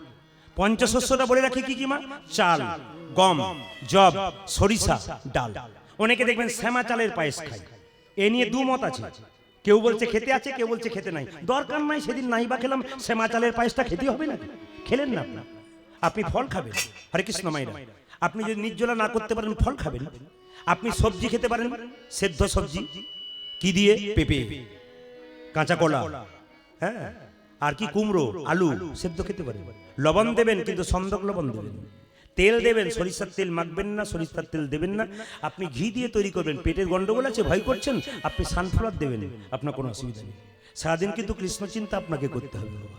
এইবার বলি আপনাদেরকে, ঘরে বসে ভগবানকে পাওয়া যায়, তার প্রমাণটা দেখুন। সংসারেই ভগবানকে পাওয়া যায়, সংসারে বাইরে পাওয়া যায় না, প্রমাণ দেখুন। ভগবান বলে না, ঘরে রইতে পারি না, একটা কথা বলি গেলাম না, ঘরে রইতে পারি না, ভক্ত যদি আমায় ডাকে। মা যশোদার গুরুদেবের নাম ছিল কর্ণম মুনি। জোরে বলুন, কি বললাম? যে ঘুমাচ্ছে সে বলুন, কি বললাম? কি গুরুদেবের নাম কি বললাম? মা যশোদার গুরুদেবের নাম কর্ণম মুনি। ভালো করে শুনবেন। তো কর্ণমুনি একাদশী করেছে পালন করবার জন্য যশোমতীকে এসে বলছে, এ যশোদে, কালকে একাদশী করেছি, আজকে পালন করব, তুই আমায় চাল ডাল দে, অন্ন ব্যঞ্জন তৈরি করব।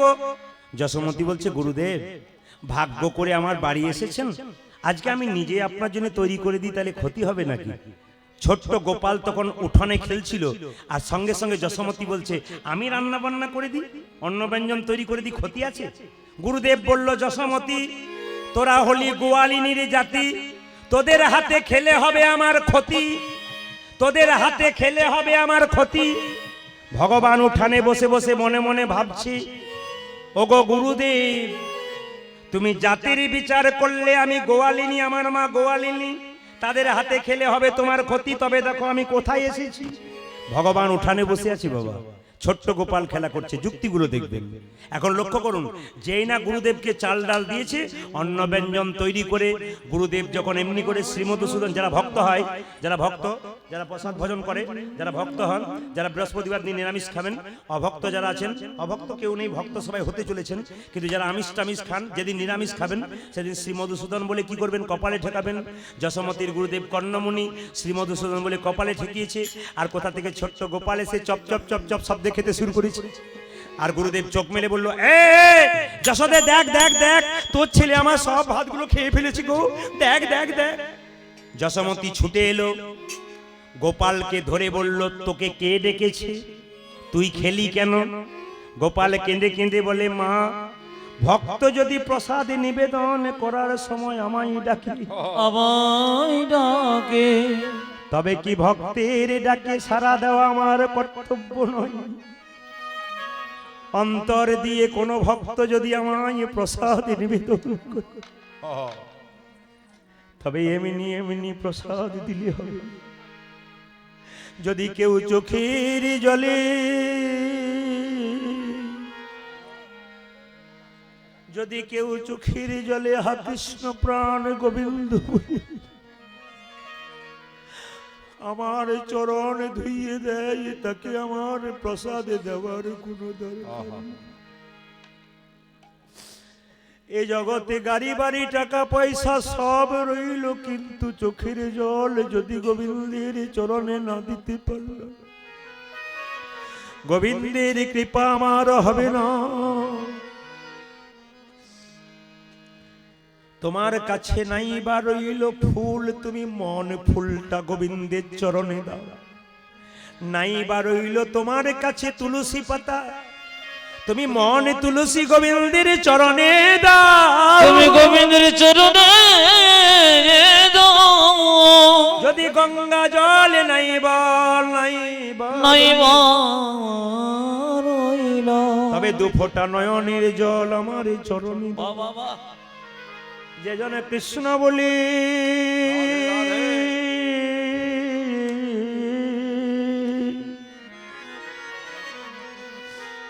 যে জনে কৃষ্ণ বলি, নয়নে জলে ভেসে ভেসে আমার চরণ দুটো একবার ধুইয়ে দেয়, আমি চিরকালের তার দাস হয়ে যাই। জগতে বলে ভক্ত আমার দাস হয়, তা নয়। ভক্ত যদি নয়ন জলে ভেসে আমার চরণে স্মরণ করে, শরণ করে, তবে আমি তার দাস হই। আহা, সে আমার দাস হয় না, আমি তার দাস হই। লক্ষ্য করুন জায়গাটা, খুব সুন্দর জায়গা। যশোমতী জেনে বলছে, কে ডেকেছে? বলছে, ও যদি আমাকে নিবেদন করার সময় ডাকে, আমি কি না এসে থাকতে পারি? আমার দিকে মায়েরা, যশোমতী কি করলো? তোকে ডেকেছে, তোকে ডেকেছে, দাঁড়া দাঁড়া, দেখাচ্ছি মজা। গালে ধরে, কানে ধরে দুধ থাপ্পড়, এই গালে একবার, ওই গালে একবার। যেই না ভগবানকে মেরেছে, একবার ভগবান কাঁদছে, একবার হাসছে। এখানে খুব দারুণ তত্ত্ব আছে। ভগবানকে মা মারলো, একবার কাঁদলো, একবার হাসলো। কেন কাঁদলো হাসলো? এই জন্যে। আর কাঁদলো কেন জানেন? কাঁদলো এই জন্যে, মা গো, তুমি লোকের কাছে বলে বেড়াও 7 নয় 5 নয়, আমি নাকি তোমার একটি মাত্র গোপাল। আমার নবনী তৈরি করবার সময় তুমি বসন অঞ্চলটা টুকরো করে কেটে নবনীটা ছেঁকে তুমি বারবার আঙুলে দিয়ে নেড়ে নেড়ে দেখো যদি পাছে নবনী মোটা হয়ে যায় আমার বদনে লাগবে। এই তোমার ভালোবাসা মা, তুমি আমায় মারলে, লোকের কাছে আগে বলে বেড়াও, আর আমার গালে তুমি চর মারো। ভগবান আনছি আর হাসছি কেন? তুমি তো আমায় চিনতে পারোনি, আমি কে। তুমি যদি চিনতে পারতে তাহলে তুমি কি আমায় মারতে পারতে? ভগবানের হাসার আর কাঁদার কারণ কি দেখুন। যশোমতী বলল, গুরুদেব কোনো চিন্তা নেই, বন্দি করে রাখবো আমার কাঁচা সোনা, আমার গোপাল তোমার কাছে আর আসবে না। এই বলে যশোমতী কি করলো? গোপালকে ধরে নিয়ে গিয়ে বাড়ির ভেতরে জানালার মধ্যে দড়ি দিয়ে বাঁধছে, কিন্তু বাঁধতে বাঁধতে 2 আঙ্গুল কম পড়ে যাচ্ছে গিট দিতে গিয়ে। যশোমতী রেগে বললে, আচ্ছা ছেলের পাল্লাই পড়লুম বাপু, গিট দিতে দিতে 2 আঙ্গুল কম পড়ে যাচ্ছে।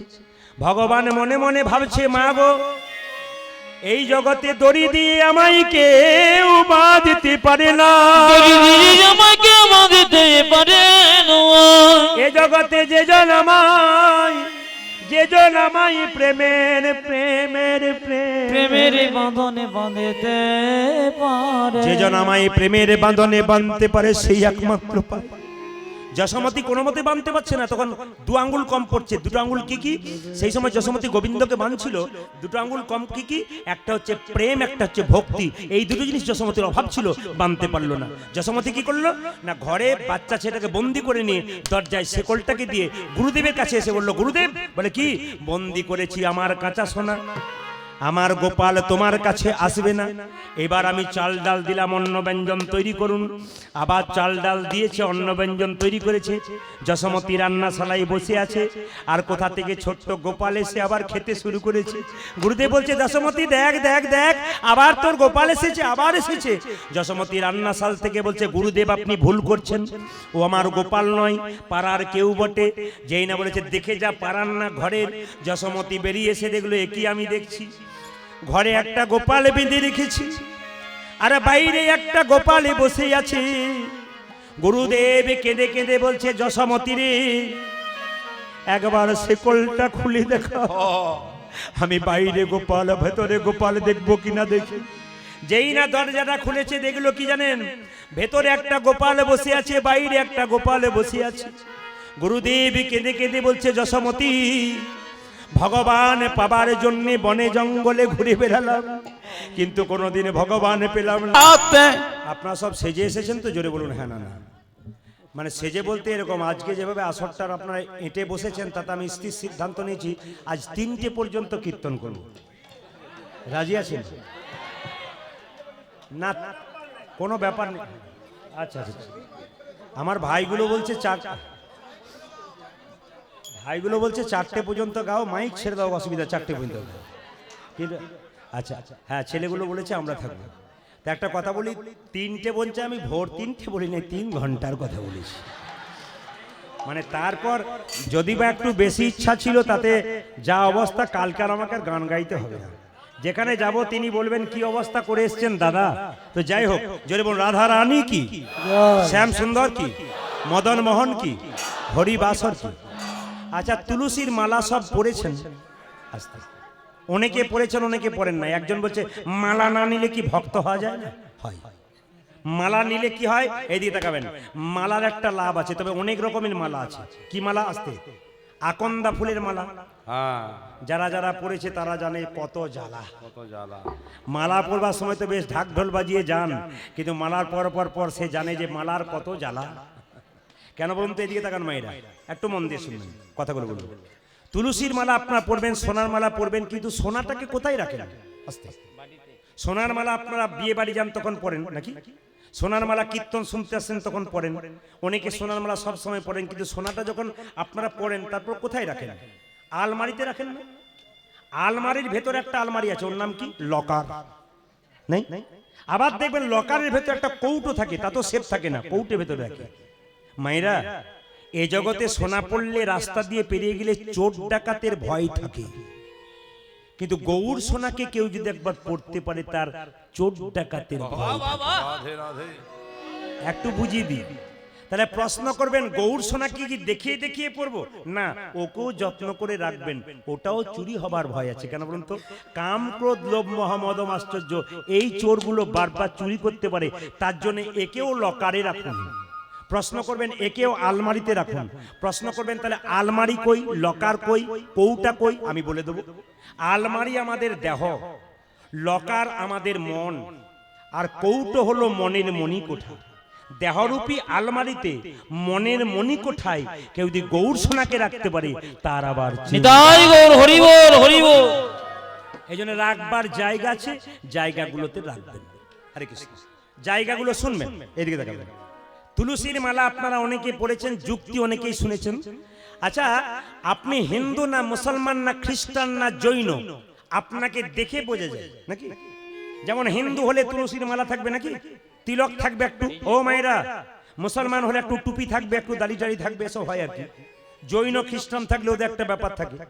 কিন্তু আমি বলতে চাইছি আপনাদেরকে, অনেকে বলবেন প্রদীপ বাবু নাম দেখলেই তো বুঝবেন উনি হিন্দু না মুসলমান। এদিকে নাম দেখলেই তো বুঝবেন উনি হিন্দু না মুসলমান। নামে চেনা যায় না কেন বলুন তো? কালকে আমি যেখানে গান গাইছিলাম, এরকম ছোট ছোট এরকম ছোট ছোট বাচ্চা দুটো সামনে বসছিল। জিজ্ঞেস করলাম তোদের নাম কি রে? তখন দুজন বলছে আমি বড় ভাই, ও ছোট ভাই, দু ভাই। কি নাম? বলছে আমার নাম আপেল, ওর নাম আঙ্গুর। আমি মনে মনে তোর বাবাকার ফলের দোকানে যাবার দরকার হবে না, আপেল আঙ্গুর বলেছে। আচ্ছা, আপেল আঙ্গুর নাম রাখলে চেনা যায় হিন্দু না মুসলমান না খ্রিস্টান না জৈন? কি করে চিনবেন? তুলসীর মালা আর তিলক দিয়ে চিনবেন। তুলসীর মালা পরবেন কেন? যুক্তিগুলো দেখবেন। মায়েরা বাড়িতে বেগুন গাছ লাগিয়েছেন, বেড়া দেবেন না? জোরে বলুন হ্যাঁ না না। কেন বলুন তো? ছাগলে গরুতে ছিঁড়ে খাবে। তত্ত্ব কি বলল? কর্ণে গুরুদেব বীজ মন্ত্র দিয়েছে কৃষ্ণ প্রেমের অঙ্কুর হবে বলে। যদি তুলসীর মালা নামক বেড়া গলায় না দেন, তবে কামিনী কাঞ্চন ছাগলে নিতাই গৌর হরি বল করে দেবে। এই জন্য আপনারা তুলসীর মালা গলাতে দেবেন। আর গলাতে দেবেন কেন মা? আমার দিকে তাকান। যারা সাপ নাচাতে আসে আমার দিকে, সাপ নাচাতে আসে, সাপ যারা নাচায় তারা দেখবেন হাতটা বারবার এরকম এরকম করে, আর সাপ বারবার দংশন করার চেষ্টা করে, কিন্তু করতে পারে না। কেন? যারা সাপ নাচায় তাদের ডান হাতটার দিকে লক্ষ্য করবেন, দেখবেন হাতের এই জায়গাতে একটা বেল্ট বাঁধা আছে। কিসের বেল্ট? না না আমাদের মতো লাল নয়। কি? এটা হচ্ছে তুলসীর মালার বেল্ট। কেন? এই বেলটা রয়েছে মানে কি? তুলসীর মালা সুগন্ধে সাপ চলে যায়। শুধু তাই নয়, আপনি মোটা তুলসীর মালা পড়ুন, বিজ্ঞান বলছে, শাস্ত্র বলছে, দুটো একই কথা বলছে, যে আপনি মোটা তুলসীর মালা পড়ুন, সাপের মাথায় পা দিয়ে অন্ধকারে চলে যাবেন, বুঝতে পারবেন না, সাপ আপনাকে কামড়াবে না। তুলসীর এক মহাশক্তি আছে। সব জায়গায় বজ্রপাত হয়, তুলসী গাছে বজ্রপাত হয় না। তুলসীর মালা কণ্ঠে নিয়ে কেউ রাস্তা দিয়ে গেলে হাজার বজ্রপাত হাজার দিকে হয়, ভক্তের মাথায় কোনোদিন বজ্রপাত। এই জন্য আপনার তুলসীর মালা পড়বেন। তবে বলে রাখি, আমাকে অনেকে প্রশ্ন করে প্রদীপ বাবু আপনি তো তুলসী মালার কথা বলেন, কিন্তু মিথ্যে কথা দিনের মাথায় অনেকগুলো বলি, তাহলে কি পড়তে পাবো না? বললাম আপনি পড়বেন, এবং পড়ার পর আপনি মিথ্যে ঝুরি ঝুরি বলবেন। বলে কেন বলবো? না আপনি তো এমনিতেই মিথ্যে বলেন, তো মালা পড়ে বলুন। তুলসী মহারানীর কৃপা হলে আপনার মিথ্যা আস্তে আস্তে কমে কমে সত্যের জায়গায় পড়বেন। আগে নেন তাকে, তবে তো আপনার কাজ হবে, না নিলে কাজ হবে কি করে? এই দিকে তাকান, এখানে একটা প্রশ্ন আছে। অনেকে বলে আর বলবেন না দাদা, জীব আমার লক লক করে, এদিক ওদিক খায়, মালা নেবো কি করে? না না, এটা কিন্তু মহা অপরাধ। তুলসীর মালা পরবেন অথচ আমিষ খাবেন, এ কিন্তু চলবে না, এ শাস্ত্র বিরুদ্ধ কাজ। তবে প্রশ্ন করবেন আমার ছেলে মালা নিতে ইচ্ছা করে, আমি মালা নিতে ইচ্ছে করি, মালা নেবো না, চিনবো কি করে হিন্দু না মুসলমান? বলে একটা কাজ করবেন, আপনি মালা নেবেন। কি মালা নেবেন? বাচ্চা ছেলে যখন সাইকেলে চাপা শেখে, প্রথমে কি সিটে চেপে যায়, না একবারে হাফ প্যাটেলে চাপে? জোরে বলুন একটু। প্রথমে হাফ প্যাটেলে চাপে, তারপর সিটে চাপে। আপনি কি করবেন? প্রথমে দশকর্মা ভান্ডারে যাবেন, এবং সেখানে গিয়ে জিজ্ঞেস করবেন বেলের মালা আছে? আপনি বেলের মালা পড়বেন। আচ্ছা, ক্লাস 5-এ যে ভর্তি হবে, তার তো ইচ্ছা এক সময় জাগবে, মাধ্যমিক পরীক্ষা দেবো। যখনই বেলের মালা নেবেন, আপনার তো ইচ্ছা জাগবে একবার তুলসী মালা পরবো। আগে আপনি মালা পড়তে শুরু, দেখুন আপনার মালা হয়ে যাবে, আপনি কৃপা হয়ে যাবে। তবে একটি জায়গায় বলছে প্রদীপ বাবু এখন মালা নিলে নিরামিষ খেতে হয় না। বলে কেন? আমিষ মাঝে মাঝে খাওয়া যায়। বললাম কিরকম? বলছে এখন মালা দেখেছেন? বললাম না তো। বলছে এখন প্যাঁচ সিস্টেম মালা। আমার পেঁয়াজ সিস্টেম মানা হলো বুঝতে পারলাম না। বলছে রাত্রিবেলায় বিয়ে বাড়িতে নিমন্ত্রণ, বাড়ির সবাই যাচ্ছে, আমি পাচ্ছি না, মালা প্যাঁচ খুলে দিল। আবার সকালবেলায় এলাম, খেয়ে দিয়ে মালার প্যাঁচ লাগিয়ে দিলাম। বললাম প্যাঁচ লাগা পড়া করো না, নাহলে কিন্তু প্যাঁচেই পড়ে যাবে। ও মায়েরা, তুলসী আপনার আসতে, তুলসীর কথা যখন বললাম, আপনার তুলসী পাতা তুলবেন, কি কি বার তুলবেন না কারো জানা আছে? একবার জোরে বলুন তো। হ্যাঁ, শুধু দ্বাদশী বললে হবে না, আমি বলে দিই একাদশীর দিন তুলসী পাতা তুলতে আছে কি নাই এই নিয়ে দু মত আছে। আপনি তুলবেন না, একাদশীর দিন তুলসী পাতা তুলবেন না, দ্বাদশীর দিন তুলবেন না। আর কি বার তুলবেন না? অমাবস্যার দিন তুলবেন না। আর কি বার তুলবেন না? পূর্ণিমার দিন তুলবেন না। আর কি? রবিবার দিন আর সংক্রান্তির দিন। প্রশ্ন করবেন তুলসী পাতা পঞ্চতত্ত্বে দিতে হয়। নিত্যানন্দ মহাপ্রভু, অদ্বৈত শ্রীবাস গদাধর 5 জন আছে, কার চরণে দেবেন কার চরণে দেবেন না, শাস্ত্র কি বললো দেখুন, মন দিয়ে শুনবেন। বলছে ব্রজেন্দ্র নন্দন যেই শচীসুত হলো সেই বলরাম হইল নিতাই। ব্রজেন্দ্র নন্দন কৃষ্ণ যদি গৌর হয় তবে আপনি মহাপ্রভুর চরণে তুলসী পত্র দিন। বলরাম হইল নিতাই, আপনি নিতাইয়ের চরণে দিন। অদ্বৈত মহাবিষ্ণুর অবতার, তার চরণে দেবেন। দেবেন না কার চরণে? গদাধরের চরণে আর শ্রীবাসের চরণে। শ্রীবাস নারদ ভক্তি তত্ত্ব দেবেন না, গদাধর রাধা তত্ত্ব শক্তি তত্ত্ব উনাকে দেবেন না। তবে বলি, গুরুর যখন ছবি থাকবে আপনি গুরুকে তুলসী পত্র দেবেন না, না পায়ে নয় তার বুকে দেবেন। হ্যাঁ, চন্দন মাখিয়ে দেবেন, সাবধান থাকবেন। গুরুর বুকে যখন তুলসী পাতাটা দেবেন তখন যেন তুলসী পাতার সঙ্গে চন্দনটা গড়গড় করে পায়ে না লেগে যায়। কৃষ্ণের পুজো করবেন আর আর দেবতার পুজো করবেন, সব ফুল আপনি এক জায়গায় রাখতে পারবেন না। কৃষ্ণ পুজোর জন্য ফুল আলাদা, দেবদেবীর ফুলের জন্য পুজোর জন্য আলাদা, দুটো মিক্স করবেন না, তাহলে আপনার কৃপা হবে না। নিয়ম আছে। এবার বলে রাখি, তুলসী পাতাটা তুলবেন যখন মায়েরা, তোলার পরে আপনি গোবিন্দ চরণে দেবেন, কিন্তু মাথায় রাখবেন গোবিন্দকে ভোগ দেবেন, সেবা দেবেন, দুটো তুলসী পত্র গোবিন্দের চরণে দেবেন। কোন আঙ্গুলে দেবেন? আমাদের দিতে হয় কোন আঙ্গুলে? আমার দিকে তাকান, এটা হচ্ছে বৃদ্ধাঙ্গুষ্ঠী, এটা হচ্ছে কি হরে কৃষ্ণ, এটা হচ্ছে কি তর্জনী, এটা কি মধ্যমা, এটা কি অনামিকা।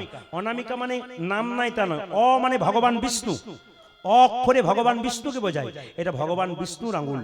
এই আঙ্গুলটা করে এইরকম করে তুলসী পত্র দিতে হয়, কোনো মতে এরকম নয়, এরকম নয়, মাথায় রাখবেন এইটা। শাস্ত্র বলছে এরকম করে তুলসী পত্র দেবেন। কেন দেবেন? এইখান থেকে কিন্তু, এই দিকে তাকান, এইখান থেকে কিন্তু কি শুরু হয়েছে? এখান থেকে দেখবেন যারা গুরুমন্ত্র নিয়েছেন দেখবেন এই আঙ্গুল থেকে শুরু হয়েছে, মানে এটা পুরোপুরি ভগবান বিষ্ণুর আঙ্গুল, এই জন্য এই আঙ্গুল থেকে দিতে হয়। তুলসী পাতা যখন তুলবেন ভিজে কাপড়ে তুলবেন না। কেন? ভিজে কাপড়ে জল পায়ে পড়লে, মন্দিরে পড়লে অপরাধ হয়।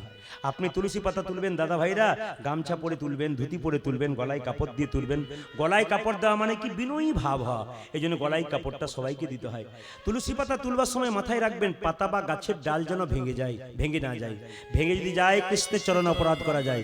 প্রশ্ন করবেন, তুলতে তুলতে ভাঙতেই পারে। হ্যাঁ হ্যাঁ, ভাঙুক, ক্ষতি নাই, কিন্তু কৃষ্ণ নাম করতে করতে আপনি তুলবেন, ভাঙলেও ক্ষতি নেই। পশ্চিম দিকে মুখ করে তুলসী পাতা তুলবেন না। কেন তুলবেন না? না, পশ্চিম দিকে মুখ করে তুলসী পাতা তুলবেন না। আপনার প্রশ্ন করবেন তাহলে মুসলমানরা নামাজ পড়ে জন্য?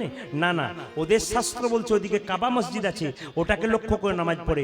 হিন্দুদের জন্য বলল পূর্ব দিকে সূর্য দেবোদয় হয়, সূর্যকে পিছু করে হিন্দু কোনো ভালো কাজ করবে না। এইবার বলি মায়েরা, তুলসী পাতা যখন তুলবেন তখন তোলার পরে পরিক্রমা যে তুলসী মন্দিরে করেন, বাঁ দিক থেকে করবেন না ডান দিক থেকে করবেন? মাথায় রাখবেন তুলসী পরিক্রমা সবসময় ডান দিক থেকে করতে হয়। তুলসী মঞ্চে গাছ একটা লাগাবেন না, দুটো লাগাতে হয়। রাধা এবং কৃষ্ণ, সাদা এবং কালো, দুটো লাগাতে হয়, একা লাগাতে নেই। নিয়ম হচ্ছে দুটো লাগাতে হয়। এবং জল যখন দেবেন মায়েরা, অনেকে বলে তিলক করলে লোকে ঠাট্টা করে, আমার মতো তিলক আপনাদের করার দরকার নাই। আপনি যে ফোঁটাটা নিয়েছেন ওইরকমই নেবেন। কিরকম? তুলসী মঞ্চে যখন জল ঢালবেন মা, জল ঢালতে ঢালতে এই আঙ্গুলে, মাথায় রাখুন, আমার দিকে তাকান, এই আঙ্গুলে তুলসী গাছের নিচে যে মাটিটা রয়েছে, জয় শ্রীকৃষ্ণ জয় শ্রীকৃষ্ণ জয় কৃষ্ণ বলে আপনি নেবেন, আপনার স্বামীকে দেবেন, আপনার বাচ্চাকে দেবেন। কৃষ্ণ ভক্তি আপনি হবে। তিলক যদি করতে লজ্জা হয়, তিলক করতে পারলে খুব ভালো, যদি না করেন তাহলে তুলসী দলা কাঁচা মাটি আপনি কপালে নেবেন। একটা কথা বলে যায়, আপনার রাধা বদন দেখবেন, গোবিন্দ বদন দেখবেন, একটা কাজ করবেন, শাস্ত্রের কথা প্রত্যেকটি। এই কথাগুলো বলার পর তার আগে একটা কথা বলি, আমি যে কথাগুলো এখন বলবো ইউটিউবে প্রচুর শুনেছেন, শুনছেন, শুনবেন, আপনি আরো নতুন করে শুনবেন। কেন? কৃষ্ণ কথা যত শুনবেন তত নতুন মনে হয়। এক একটা লীলা 50 বার শুনছে, তবু কেন পাগলের মতো শুনছে? কেন? হরিনাম এবং অমৃত যার আস্বাদন কিন্তু শেষ হয় না। বারবার শুনবেন তবু বিরক্ত লাগবে না। একটা যাত্রাপালা বারবার শুনলে বিরক্ত হতে পারে, কিন্তু একটা কৃষ্ণের লীলা বারবার শুনবেন পাগল হবেন। কেন বলুন তো? আপনি যত শুনবেন তত আপনার মন আরো উন্নত হবে। একটু বলে রাখি, আপনারা যখন কীর্তন শুনে আজকে বাড়ি যাবেন, হরে কৃষ্ণ, এগুলো 1 মাস করুন। যে যেখানে দাঁড়িয়ে আছেন, যে যেখানে বসে আছেন, মন দিয়ে শুনবেন। এই কাজটা 1 মাস করুন। 1 মাস পর আমাকে ফোন করে বলবেন। যদি আপনার পরিবর্তন না হয় আপনি করবেন না, আর পরিবর্তন যদি কিয়দংশ হয় আপনি দেখবেন আপনার জীবন কেমন সুন্দর হয়। যারা প্রসাদ ভোজী, যারা ভক্ত মানুষ, তাদের জন্য বলি নাই। যারা এখন ভক্তের আসরে এসেছেন, সিদ্ধান্ত নিতে এসেছেন, যুক্তি নিতে এসেছেন, তারা শুনবেন কি করলে কৃষ্ণ ভজনা করা যায়। আপনি রাত্রিবেলায় যখন বিছানায় শোবেন, হরে কৃষ্ণ, রাত্রিবেলায় যখন বিছানায় শোবেন, বালিশে মাথাটা দেবেন, এই বলে দেবেন ওম পদ্মনাভায় নমঃ। আপনারা বলবেন পদ্মনাভায় কার নাম? ভগবান বিষ্ণুর নাম। আপনি ওম পদ্মনাভায় বলে আপনি শোবেন, বালিশে মাথা দেবেন। অনেকে প্রশ্ন করছেন এত কঠিন কথা ভুলে যেতে পারি, সহজ করে দিন। হ্যাঁ হ্যাঁ, মাস্টার মশাই দিয়ে সহজ করে দেওয়াই তো কাজ। এইদিকে মাস্টার মশাই দিয়ে সহজ করার কাজ, আর ছাত্র বেশি ফাঁকিবাজ হয়, যত শর্টে পারা যায় তত ভালো হয়। যেমন আমরা যখন ইংরেজিতে আমরা 7 জন বন্ধু, মানে 4 জন বান্ধবী আর 3 জন বন্ধু, এই 7 জন ইংরেজিতে এমএ করেছিলাম। তো আমাদের নিয়ম ছিল কি 5টা নোট পড়তো, 5টাতে 5 20 100 হবে। তো আমরা স্যারের কাছে যেতাম, 15টা দিত, বলে 15টা মুখস্থ কর, তাহলে তোরা 5টা কমন পেয়ে যাবি। তো স্যারের কাছে গিয়ে বলতাম স্যার একটু কমিয়ে দিন। বেশ ঠিক আছে, 10টা করে দিলাম, ব্যাস আর কোনো ব্যাপার নেই, 10টার মধ্যে 5টা পাবি। আবার আমরা যুক্তি করলাম 7 জন মিলে, আবার একবার চল যদি কিছু হয়। আবার গিয়ে বললাম স্যার আর কিছু কমিয়ে দিলে হয় না, বলে আর কোনো চান্স নাই। বারবার যখন যেতাম তখন তবে শোন 8টা দিলাম, এই 8টার মধ্যে 5টা পড়বে, কোনো অসুবিধা নেই। আবার আমরা গেলাম, স্যার 8টা থেকে একটু কমিয়ে দিন যদি কিছু করা যায়। এই কমানো অভ্যাস আছে বলে আপনাদের সহজ কথা দেওয়ার অভ্যাস আমার আছে। কেন? স্কুলে পড়ানোর অভ্যাস আমার ছিল, হতো, কিন্তু আজকে এমন একটা স্কুলে এসেছি যে স্কুলে এত সাধুগুরু বসতে হবে, চরম ধরে আমি মাথায় পেয়েছি। এইটাই আমার আশীর্বাদ। কেন বলুন তো? একটা স্কুলের শিক্ষক হলে আমি একটা এলাকার লোককে চিনতে পারতাম। আজকে হরিনামে স্কুলে আসতে পেরেছি বলে কত সাধুগুরু বসতে হবে, চরম ধরে আমি মাথায় পেতে পেরেছি। আপনার আশীর্বাদ করুন। আর আপনাদের একটা কথা বলে যাই, আপনার শুধু ব্যবহার করতে শিখুন। কি ব্যবহার? আজকে যখন ঘুমাবেন আপনি রাত্রিবেলায়, বাচ্চা থেকে বুড়ো সবাইকে শিখিয়ে দেবেন। আপনার বাচ্চাটা ঘুমাচ্ছে না, তাকে বলবেন আমার সঙ্গে বল বাবা, হরে কৃষ্ণ কৃষ্ণ কৃষ্ণ হরে হরে, হরে রাম রাম রাম। সব সপিলাম গোবিন্দের চরণে, যা কিছু আমার সকলই তোমার, আমার কেবল তুমি। জীবনে মরণে জনমে জনমে প্রাণনাথ হইও তুমি।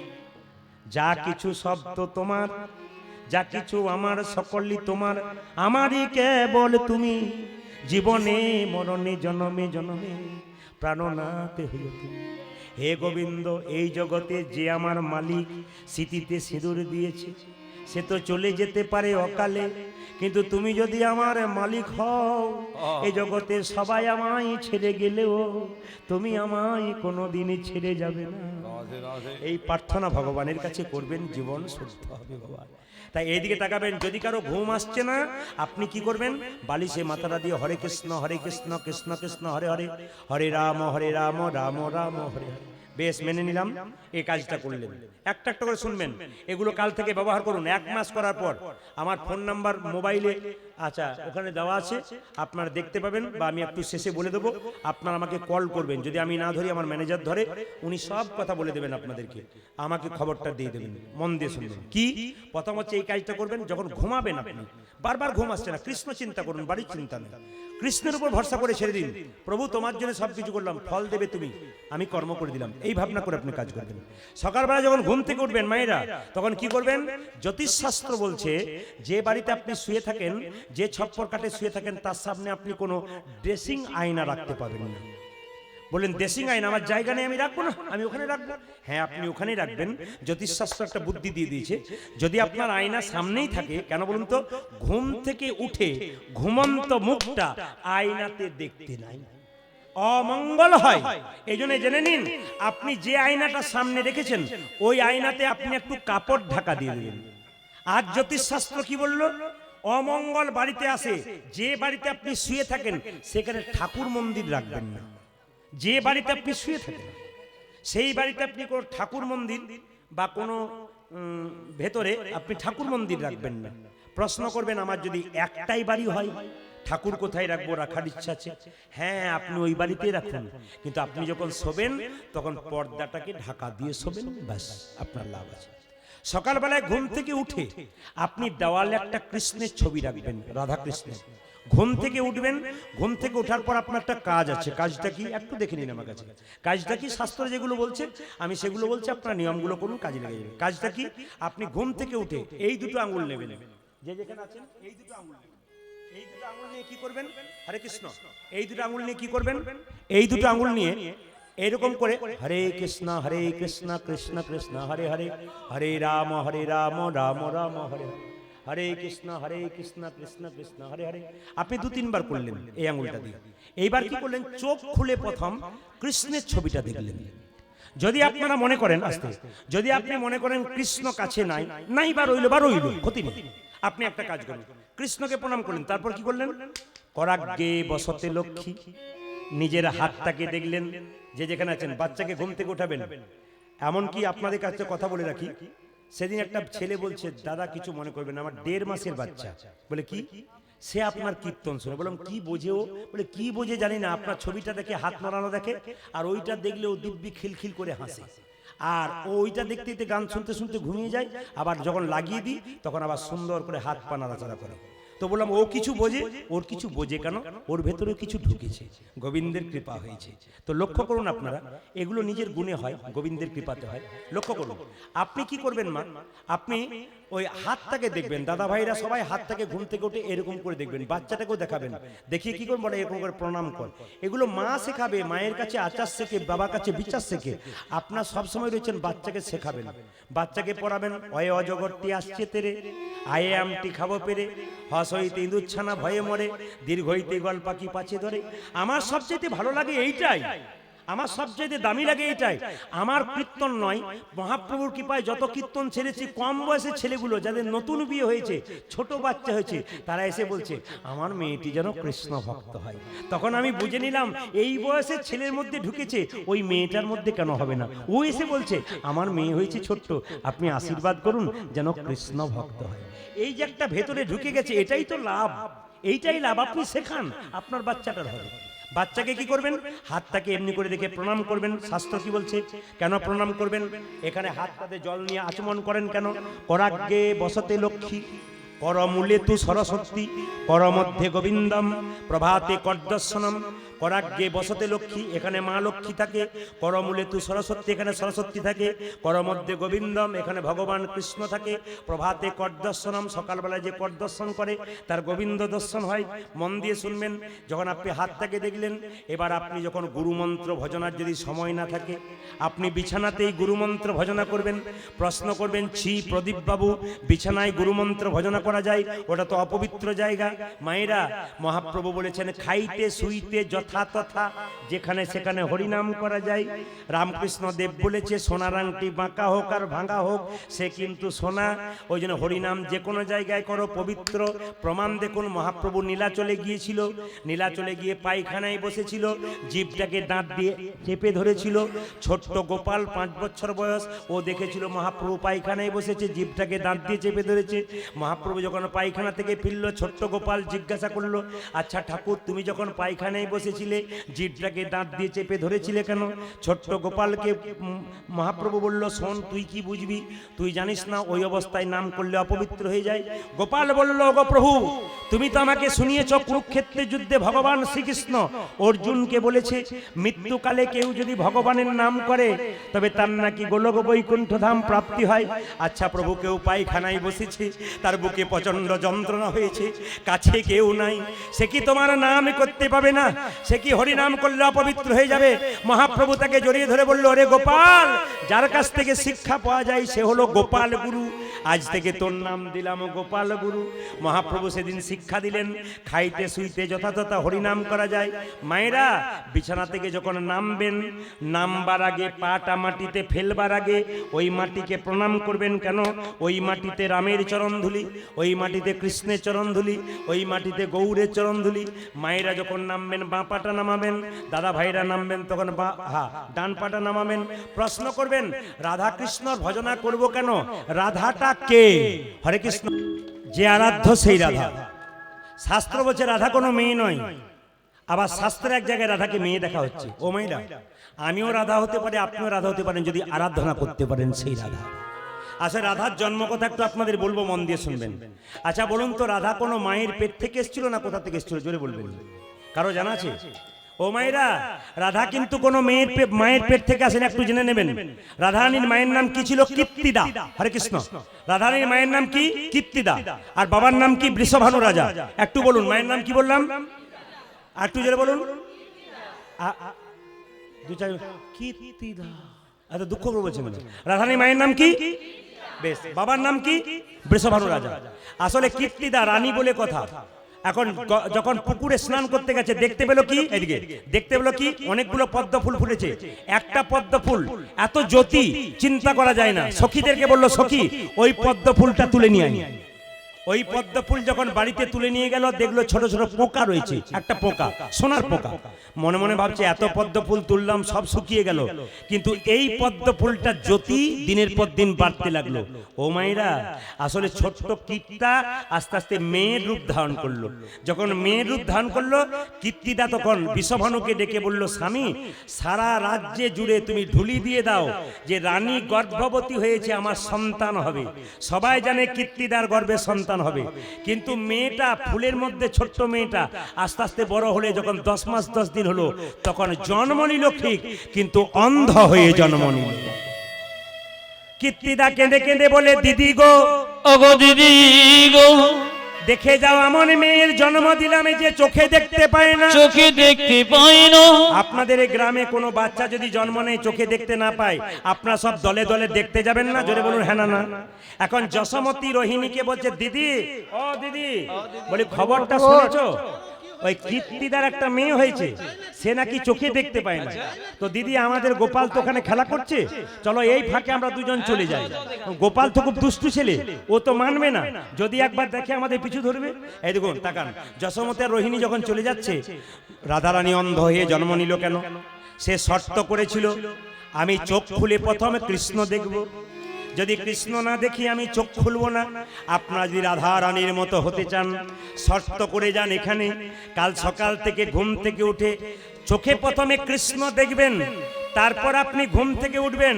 রাধারানী অন্ধ হয়ে জন্ম নিয়েছে, আর যখন যশোমতী আর রোহিণী চলে যাচ্ছে, ছোট্ট গোপাল তখন খেলা ছেড়ে বলছে, ও মামা ও মামা ও মামা ও মামা ও মামা ও মামা ও মামা ও মামা। বাচ্চাদের নিয়ম কি? বাচ্চাদের ও মাম্মা ও মাম্মা ও মাম্মা বলে না? যশোমতী বলছে, আচ্ছা ছেলে বটে বাবু, আমি কোথায় যাব তার জন্য তুই কোথায় কি এসেছিস? ও মা তুমি কোথায় যাবে? আমি একটা অন্ধ মেয়ে দেখতে যাব। তখন ছেলে কৃষ্ণ বলছে, মা কি? ও মা কি? আমি যাব। আচ্ছা ছেলের পাল্লাই পড়লাম, আমি বললাম না দিদি, এই চুপি চুপি যাই, এ ছেলে মানবে না, তবে এক কাজ করি, একে কোলে করে চাপাবো। এ বড় দুষ্ট ছেলে, এ তো মানবে না, একে ভালো করে চেপে ধরো, এ যদি নামে তাহলে গন্ডগোল করবে। ভগবান মনে মনে ভাবছে, যতই জাপটে ধরো কেউ আমাকে ধরতে পারে না, ধরার মতো না ধরলে ধরতে পারে না। আমি এক জায়গায় যাই, আসল জায়গায় ঠিক নেমে যাব, আর নামার বুদ্ধি তো আমার মাথাতে আছে, কি করে নামবো জানো মা? মনে মনে ভাবছে, তুমি তো পুতির মালা গলায় নিয়েছো, যখন রাধার মায়ের সঙ্গে গল্প করবে এমন আকসি ভরে টান মারবো, পুতির মালা খুলে যাবে, আর আমি হামাগুড়ি দিয়ে কাজ ছেড়ে দিয়ে চলে আসবো। এইদিকে তাকান, যশোমতী কি করেছে? গোপালকে চাপিয়েছে কোলে, বাম কনিষ্ঠা করে দন্তাঘাত করেছে, নিয়ে যখন নিয়ে যাচ্ছে, যশোমতী রাধারানীর মাকে বলছে, দিদি তোমার নাকি মেয়ে হয়েছে, চোখে দেখতে পায় না। আচ্ছা কপাল দিদি তোমার, রাজার মেয়ে বলে কথা, কেমন অন্ধ হয়ে জন্ম নিয়েছে। ভগবান মনে মনে ভাবছে, ভগবান মনে মনে ভাবছে, নামি কি করে, নামি কি করে, নামি কি করে। আঙ্গুলে আঁকশি লাগিয়েছে, মায়ের কোলে বসে আছে, মা জাপটে ধরে আছে, আর কৃষ্ণ তখন আঙ্গুলটাকে দিয়ে মার মার টান মারছে। যখন গল্প করছে এমন টান মেরেছে, পুতির মালা। আচ্ছা ছেলের পাল্লাই করলাম, আচ্ছা দুষ্ট ছেলে, পুতির মালাটা কেমন খুলে দিল, একটা একটা করে কোরাও। যখন পুতির মালাটা কোরাচ্ছে, তখন গোবিন্দ কি করেছে? হামাগুড়ি দিতে দিতে দিতে দিতে রাধারানী যেখানে শুয়ে আছে সেখানে গিয়ে রাধারানীর বুকের উপরে চেপেছে। রাধারানী বলছে, কে? আমি। কে? আমি এসেছি। আসলে আমরা কীর্তন করতে যাই, আমাদের অনেক কিছু শুনতে হয়, তো আপনাদের এখানে নয়, প্রায় জায়গাতে যাই। আর দাদা কিছু মনে করবেন না, আমি অনুকূল ঠাকুরের ভক্ত, একটু ঠাকুরের কথা বলবেন। একজন বলছে, না না আমি রামকৃষ্ণের লোক, আমাকে একটু রামকৃষ্ণের। একজন বলছে, না না বিবেকানন্দের লোক, আমাকে একটু বিবেকানন্দে। কতজনের কথা বলি, তবে বলি যখন তখন ঠাকুরের কথা বলি। কি রাম অনুকূল ঠাকুরজি কি বললেন? আপনার হাতে করো কাম, এটা বলেছে রামকৃষ্ণের বাণী, আর হাতে করো কাম মুখে বলো হরি। মায়েরা এক কাজ করুন, অনুকূল ঠাকুর বলল, হরিনাম করবার সময় নাই, ঝাঁট দিতে দিতে করো, ইচ্ছা থাকলে উপায় হয়। জোরে বলুন, ইচ্ছা থাকলে, ইচ্ছা থাকলে। এই যেমন ধরুন আমি কীর্তন করছিলাম কালকে জায়গাতে, বললাম একজনকে, দাদা আপনি তো আমার খুব পরিচিত লোক, কীর্তন শুনতে যাবেন না? বলছে, আর বলবেন না দাদা, সংসার করেছি, সংসারের যা জ্বালা, আচ্ছা এই যে আমরা বলি সংসার করেছি সত্যি কি আমরা সংসার করেছি? যেটা বলবেন করেছি। আচ্ছা কে কে সংসার করেছেন হাত তুলুন তো। কেউ করেন না। सब ब्रह्मचारी नाকি? अरे कोई नहीं संसार किया सब सन्यास बन गया क्या? अरे हाथ तो उठाइए भाई। ও মায়েরা সংসার আমরা করিনি কেন বলুন তো? কৃষ্ণ ভজিবার তরে জীব সংসারে তাহলে সংসার করেছি না? সংসার ছিল, আমার বাবাও করে নাই, দাদুও করে নাই, কে করেছে? কৃষ্ণ ভজিবার তরে জীব সংসারে আইনু। আস্তে আস্তে ধীরে, এই জন্য তো মহাজন বললেন সংসার সুখের হয় পুরুষের গুণে। ঠিক ঠিক ঠিক ঠিক। দেখেছেন কেমন পাওয়ার? দেখেছেন এতক্ষণ চুপ ছিল দাদা ভাইরা, দেখছেন কেমন বলছে সংসার সুখের হয় পুরুষের গুণে, তখন দেখছেন কেমন লাগছেন? ও মায়েরা সংসার সুখের হয়, ও দাদা ভাইরা সংসার সুখের হয় রমণীর গুণে। আচ্ছা বলুন তো সব রমণীর গুণে হয় কিনা? যে মেয়েটি সকাল থেকে সন্ধ্যে পর্যন্ত স্বামীর পেছনে লেগে থাকে ওর গুণে হয়? জোরে বলুন। দাদারা বলছে কি যে হয় ওটা ঘর না গেলে বুঝবেন না। এখানে কি বুঝবেন? আপনি তো বলে যাচ্ছেন, বলে আপনি নিজে বুঝছেন আর আমি কিছু বুঝি না নাকি? এরা কিছু বোঝে না? আরে সবাই বোঝে। ও মায়েরা একটা কথা বলে যাই, আপনার সংসার সুখের হয় রমণীর গুণে। কোন রমণীর গুণে হয়? একটু তাকান আমার দিকে। কোন রমণীর গুণে হয়? স্বামী কাজে যাচ্ছে সকালবেলায়, শুনছো যাই, মেয়েটি কি করলো, স্ত্রী কি করলো, গলায় কাপড় দিয়ে তুলসী তলা থেকে কাঁচা মাটি এনে স্বামীর কপালে দিয়ে বললো যাই বলতে নেই আসি বলতে হয়। দুগ্গা দুগ্গা 500 টাকা রোজ, 5000 টাকা রোজগার করার দরকার নাই, 500 টাকা করো, মাছ ভাত খাবো না শাক ভাত খাবো, তবু যেন সুখের খাবার হয়। দুগ্গা দুগ্গা কোন মেয়েটার গুণে হয়? যে সকাল থেকে লেগে আছে পেছনে, না যে তিলক দিলে তার। জোরে বলুন। যে তিলক, আপনারা কোনটা হতে চান, 1 নম্বরটা না 2 নম্বরটা? হাতে করো কাম আর মুখে বলো। এবার কেমন কীর্তন আমার শোনেন, এখনই প্রমাণ হয়ে যাবে। ঝাঁটা কিনতে হয় কি বার? বৃহস্পতিবার। প্রমাণ নিচ্ছি আমি, টেস্ট করছি যে কেমন পরীক্ষা দিচ্ছে। ঝাঁটা কি বার কিনতে হয়? আচ্ছা হ্যাঁ, খুব খুশি, আমি খুব খুশি। 2-4 জন বলছে কি আপনার কীর্তন তো আমার মুখস্থ, সব জায়গায় বলে। আচ্ছা মুখস্থ তাহলে বলেন ঝাঁটা কি বার কিনতে হয়? শনিবার। আচ্ছা আচ্ছা দাঁড়ান, জোরে বলবেন একসঙ্গে কটা ঝাঁটা কিনতে হয়? 3টে। আচ্ছা 3টে ঝাঁটা কিনতে হয়, 3 জায়গায় রাখতে নাই বাড়িতে। কোথায় কোথায়? কীর্তনে মজা আছে দেখুন কেন। কোথায় কোথায়? একটি হচ্ছে কি, একটি হচ্ছে রান্নাঘরে রাখতে নাই। কেন? ওটা অন্নপূর্ণার মন্দির, ওখানে ঝাঁটা রাখতে নাই। অনেকে দেখবেন চটি পরে রান্না করে, দিদি চটি পরে রান্না করছেন, এটা তো আমার রান্নাঘরের চটি। আবার দেখবেন ফ্যাশন কত, দেখবেন আবার এখন দেখবেন ফ্যাশন, অশান্তি যত। গাড়ি বাড়ি আছে অশান্তি কেন? একটু বুঝিয়ে দিই, অনুকূল ঠাকুরের বাণী। গাড়ি বাড়ি আছে অশান্তি কেন? দেখবেন অনেকে বলে এখানে বেডরুম, এটা রান্নাঘর আর অ্যাটাচ বাথরুম। কি ফ্যাশনের কথা, অ্যাটাচ বাথরুম মানে অ্যাটাচটা কোথায়? রান্নাঘরের পাশে অ্যাটাচ, যেখানে অন্য না না আপনারা করে ফেলেছেন। অনেকে বলছেন আর বলবেন না, জায়গা নাই, করে ফেলেছি। আগেকার শান্তি ছিল না, এখন শান্তি আছে। যেটা বলুন, মায়েদেরকে বলে রাখি, ঝাঁটা আর কোথায় রাখবেন না? ঠাকুর ঘরে রাখবেন না, হরে কৃষ্ণ। আর ঝাঁটা কোথায় রাখবেন না? শোবার ঘরে স্বামী স্ত্রী যেখানে সে থেকে ঝাঁটা রাখবেন না। ঝাঁটা রাখলে কি হয়?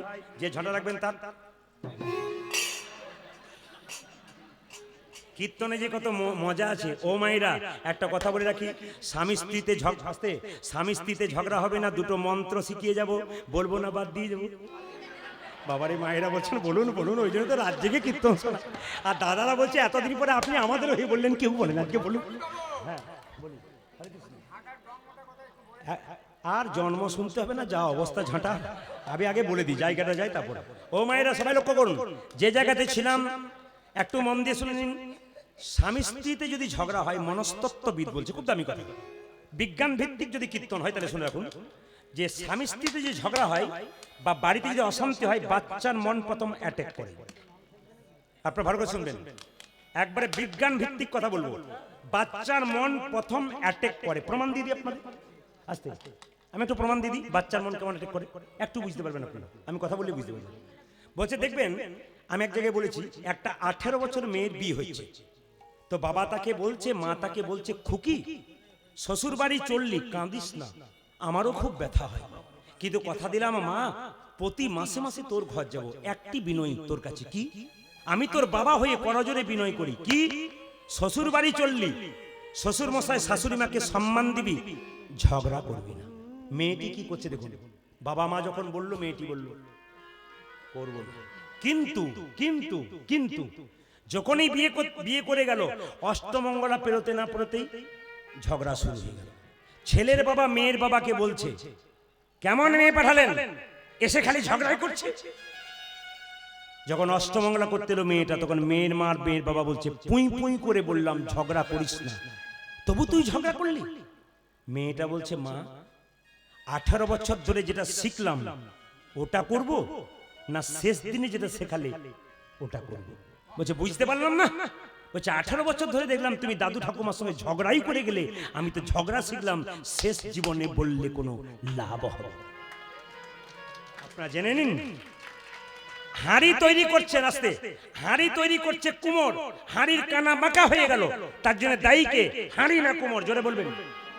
আপনার ছেলে মেয়ে আপনি তৈরি করতে পারেন না, দায়ী কে? আপনি দায়ী।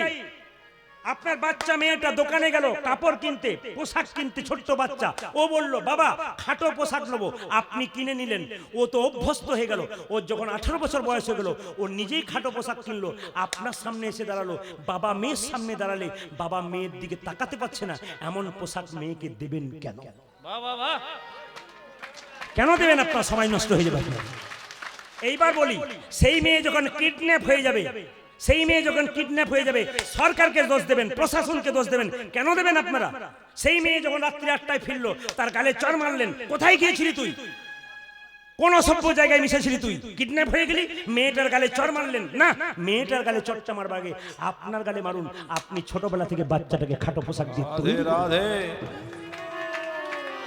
এই জন্য কীর্তন শুনতে গেলে সমাজ পরিবর্তন করতে হয়, সমাজ পরিবর্তনের কথা শুনতে হয়। একটা প্রমাণ দেখবেন যে আপনাদের চাইতে আপনাদের বাচ্চারা কত বোঝে। এখানে দেখুন দুটো বাচ্চা আছে, এখানে একটা বাচ্চা আছে, ওইখানে একটা এই তুই আসিস, এই 5 জন এখানে আছে, 5 জনে কিন্তু জোরে একসঙ্গে বলবি। আমি উত্তর চাইবো, ওখানে ছোট বাচ্চারা যারা আছিস কেউ বড়রা দেবেন না, বাচ্চারা দেবেন। কি উত্তর? একবারে জোরে বলবি, পড়বি, দেখিস খুব সুন্দর। এরা কত অ্যাডভান্স দেখবেন। অনেক মেয়েরা বলে, বাবা কি আমার ছেলের একটু ব্যবস্থা করুন। বলে কেন? খালি সকাল থেকে কার্টুন আর কার্টুন, কার্টুন আর কার্টুন। আমি বলি, মা তুমি যে রাত্রি 1টা পর্যন্ত হোয়াটসঅ্যাপ করছো, তোমার ছেলে কেন কার্টুন করবে না? না না, তুমি করছো রাত্রিবেলায়, আর দিনের বেলায় করবে না। তো নিয়ম মাপি তো করে দেখাচ্ছেন, এগুলোর দিকে তাকাতে হবে। তো লক্ষ্য করুন, এই বাচ্চা মেয়েগুলো উত্তর দেবে, ছেলেগুলো উত্তর দেবে, দেখবেন এখনই। আচ্ছা বল তোরে খুকি, বাবা তুইও বলবি, মন দিয়ে শুনিস। ছেলে যখন বিয়ে করতে যায়, মানে বর যখন বিয়ে করতে যায়, তখন সাদা কাপড় ঢাকা দেয় তাকে। আচ্ছা মেয়েটাকে পিঁড়িতে করে চাপিয়ে আনে, তখন চোখে কি ঢাকা দেয়? জোরে বলবি, জোরে বল। দেখছেন কেমন পার্টি বসে আছে? পান বলছি। কালকে যেখানে জিজ্ঞেস করছিলাম, 2-4টা ছেলে উঠে বললো আগে পান। আমার বাবার কি পার্টি আছে রে, পান মায়েরা। আচ্ছা বলুন তো, বিয়ের সময় পান কেন চোখে ঢাকা দেওয়া হয়? যদি জানবো তাহলে আপনাকে কেন ডাকবো? আর বলবেন না, একটু বলবেন। আচ্ছা পান কেন ঢাকাতে হয় জেনে নিন আপনারা। পান হলো যোগমায়া, পান হলো যোগমায়া। তার মানে কি? পানটাকে চোখে দিলেন, যখনই পান সরালো, স্বামীর মুখ দেখলো, মায়ার যোগ হয়ে গেল, আমি তোমার তুমি আমার। এই গানটি এক জায়গায় গেয়েছি, এরকম বয়স্ক কাকা বাবুর বাড়িতে বাসা। উনি বলছেন, বাবা প্রদীপ তোমার সব কীর্তনটা ভালো লাগলো, ওইখানটা আমার খটকা লেগে গেল। বললাম কেন? না তুমি যে বললে পান সরালে মায়া হয়, আমার 3টে ছেলে 3টে বৌমা মায়ায় নাই, খালি ঝগড়া করছে।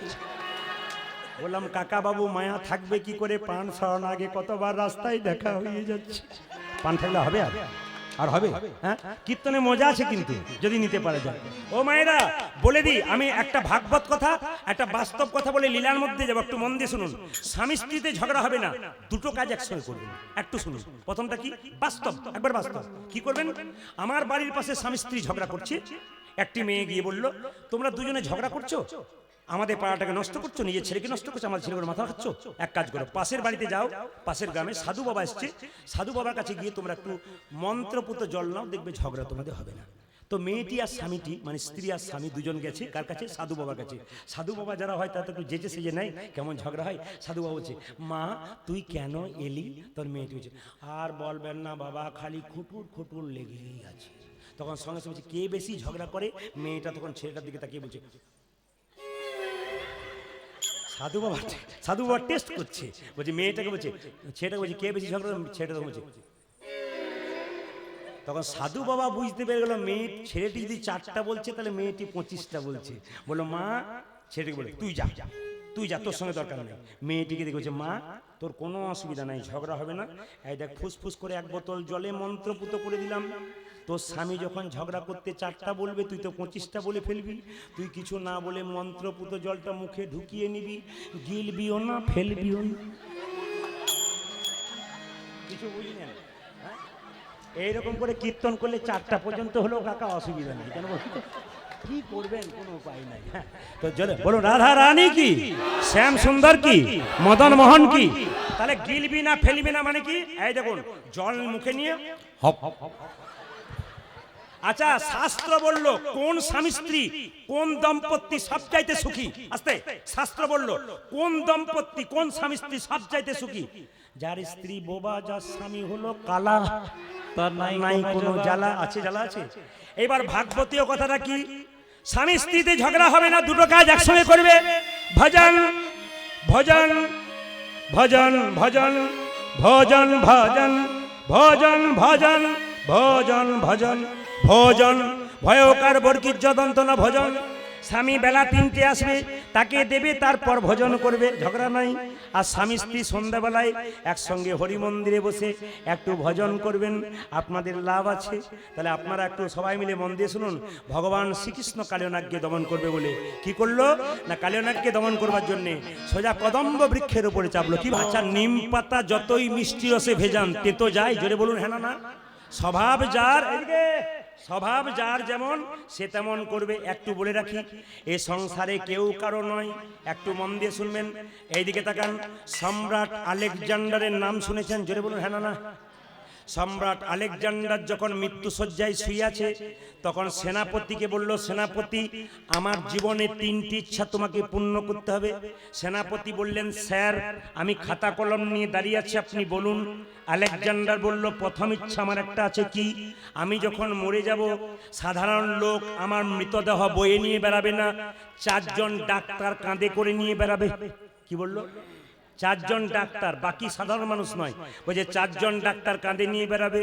বলছে বেশ স্যার, লিখে নিলাম 1 নম্বর, আপনার মৃত্যুর পর আপনাকে 4 জন ডাক্তার কাঁধে নিয়ে শ্মশান ঘাটে নিয়ে যাবে। বলছে দ্বিতীয় নিয়মটা শোনো, দ্বিতীয় আমার ইচ্ছাটা, আমি যখন মরে যাব, লোকে মরে যায়, ওকে চিত হয়ে শুয়ে দেয়, সাদা কাপড় দিয়ে ঢাকা দিয়ে খড়ের দড়ি দিয়ে বেঁধে দেয়, কিন্তু জেনে নিন আমি যখন মরবো তখন আমাকে উপর হয়ে শুয়ে দেবেন, আর শোয়ানোর পরে আমার হাতগুলো যেন দুলতে দুলতে যায়। সেনাপতি বলল, স্যার খুব সুন্দর কথা, লিখে নিলাম 2 নম্বর, আপনি যখন মরবেন উপর হয়ে শুয়ে দেবো, আপনার হাত দুলতে দুলতে যাবে। আর তৃতীয় ইচ্ছা কি? বলছে সেনাপতি লেখো 3 নম্বর ইচ্ছা হলো আমার। বলে কি? আমি যখন মরে যাব, যত রোজগার করলাম টাকা পয়সা সোনাদানা, আমার মৃতদেহটা যাবে, আর তুমি আমার পেছন পেছন ছড়াতে ছড়াতে যাবে। স্যার লিখে নিলাম, আপনি যা রোজগার করেছেন সব ছড়াতে ছড়াতে যাব। সেনাপতি আর জিজ্ঞেস করছে না কেন, কারণটা কি? সেনাপতি ভয়ে ভয়ে জিজ্ঞেস করছে, স্যার কিছু মনে করবেন না, আমার মনে জেগেছে, আপনি যে বললেন মরার সময় ওই মরার পরে ডাক্তার কাঁধে করে বয়ে নিয়ে যাবে, ব্যাপারটা বুঝলাম না। তখন সঙ্গে সঙ্গে আলেকজান্ডার একটা দামি কথা বলল। উনি বললেন, আমি যখন মরে যাব, আমি এত টাকার মালিক, 50টা ডাক্তার পুষলাম, তবু মরতে বসেছি। ওরা আমাকে কাঁধে করে ডাক্তাররা নিয়ে যাবে, মানে জগতের লোক আমাকে দেখে শিখুক যে আসে যদি ডাক্তার তবে কি করিবে ডাক্তার। হরিবল। আসে যদি ডাক্তার তবে কি করিবে ডাক্তার। ডাক্তার শুধু রোগের উপশম করে, কিন্তু মৃত্যুর হাত থেকে বাঁচাতে পারে না। যেদিন তোমার ডাক আসবে, এ জগতে 3 রকমের বাঁশি আছে, একটা কলের বাঁশি, একটা কালার বাঁশি, একটা কলের বাঁশি, একটা কালের বাঁশি। এই দিকে তাকাবেন, কালের বাঁশি কোনটা, কলের বাঁশি কোনটা? আমাদের ওদিকে কলিয়ারি আছে। তো যে বাবা ভোর 5টার সময় কাজে যায়, দুপুরে খেতে আসে, সারাদিন ছেলেকে দেখতে পায় না, ছেলে বলে বাপি আমাকে কোলে নাও। যখনই বাপি তাকে কোলে নিয়ে আসছে, এবার আবার ডিউটিতে যেতে হবে। কলের বাঁশি যখন বাজিল, তখন বাচ্চাকে বাবা বলছে, কোলে থেকে এবার নাম রে বাপি, বাজলো আমার কলের বাঁশি, আমায় ডিউটিতে যেতে হবে। আর কালার বাঁশি কি? রাধারানী এমন ঘরে বাস করতো, হা কৃষ্ণ প্রাণ গোবিন্দ বলে কাঁদিতে পারতো না, গোবিন্দ বলে কাঁদিতে পারতো না। আর দুঃখের কথা শুনলে আপনারা কাঁদবেন। রাধারানী কেমন ঘরে বাস করত কৃষ্ণ বলে কাঁদার সুযোগই পেত না, সুযোগ পেত না, কালো নয়নে কাজল পড়তে পেত না, কালো মেঘের পানে চাইতে পেত না। চাইতে পেত না। ও মায়েরা, পেছনে ননদিনী আর শাশুড়ি বাঘিনী আর সাপিনীর মতো লেগে থাকতো। একটা বাড়িতে আমরা জানি, একটা বাড়ি তৈরি করে আমরা জানি দুটো জানলা একটা দরজা রাখা হয় ছোট বাড়ি তৈরি করলে, কিন্তু রাধারানী শ্বশুর ঘরে যে বাড়িতে থাকতো ওর একটাও জানলা ছিল না, দুটো দরজা ছিল। এক দরজাতে শাশুড়ি বাঘিনীর মতো আছে, আর একদিকে ননদিনী সাপিনীর মতো আছে। বেরোলেই নিতাই গৌর হরি বল। রাধারানী কৃষ্ণ বলে কান্তি পেত না বলে, কান্তি পেত না রাধারানী কৃষ্ণ ভজন দেখুন আপনারা।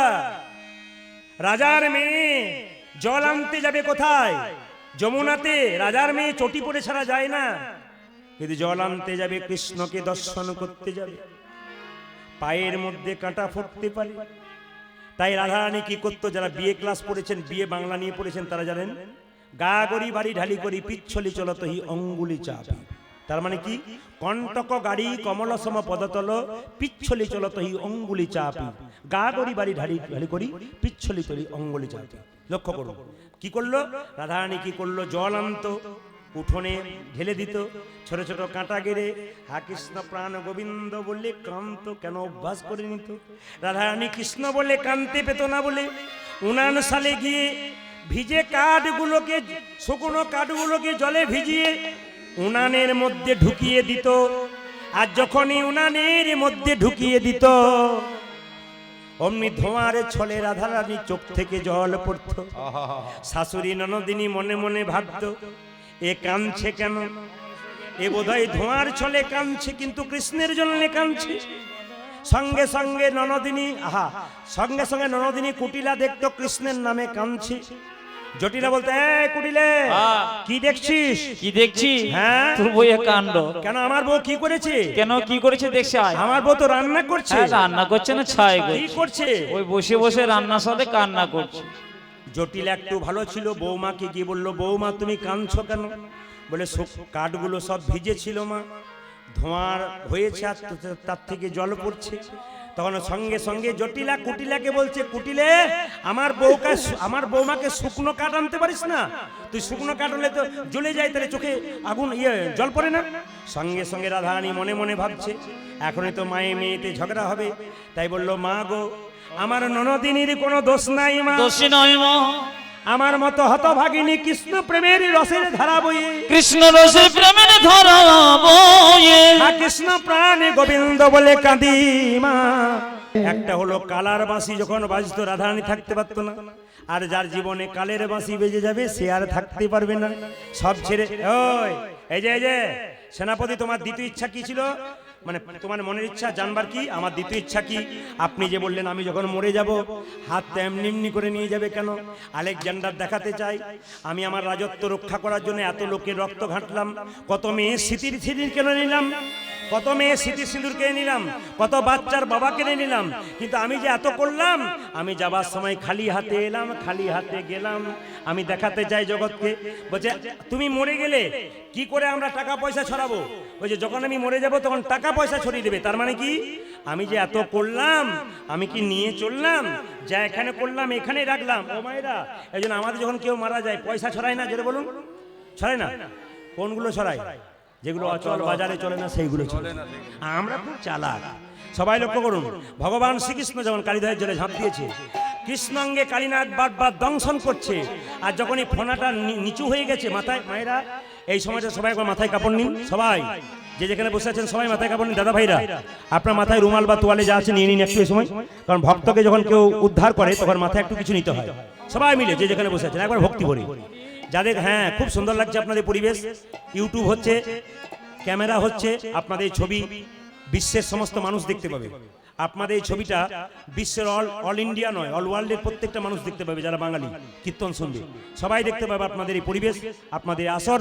আপনারা সবাই মাথায় কাপড় নিয়ে জোর হাত করে একটু বসুন। কেন? ভগবান কৃষ্ণকে, কৃষ্ণ কালীনাগকে দমন করছে।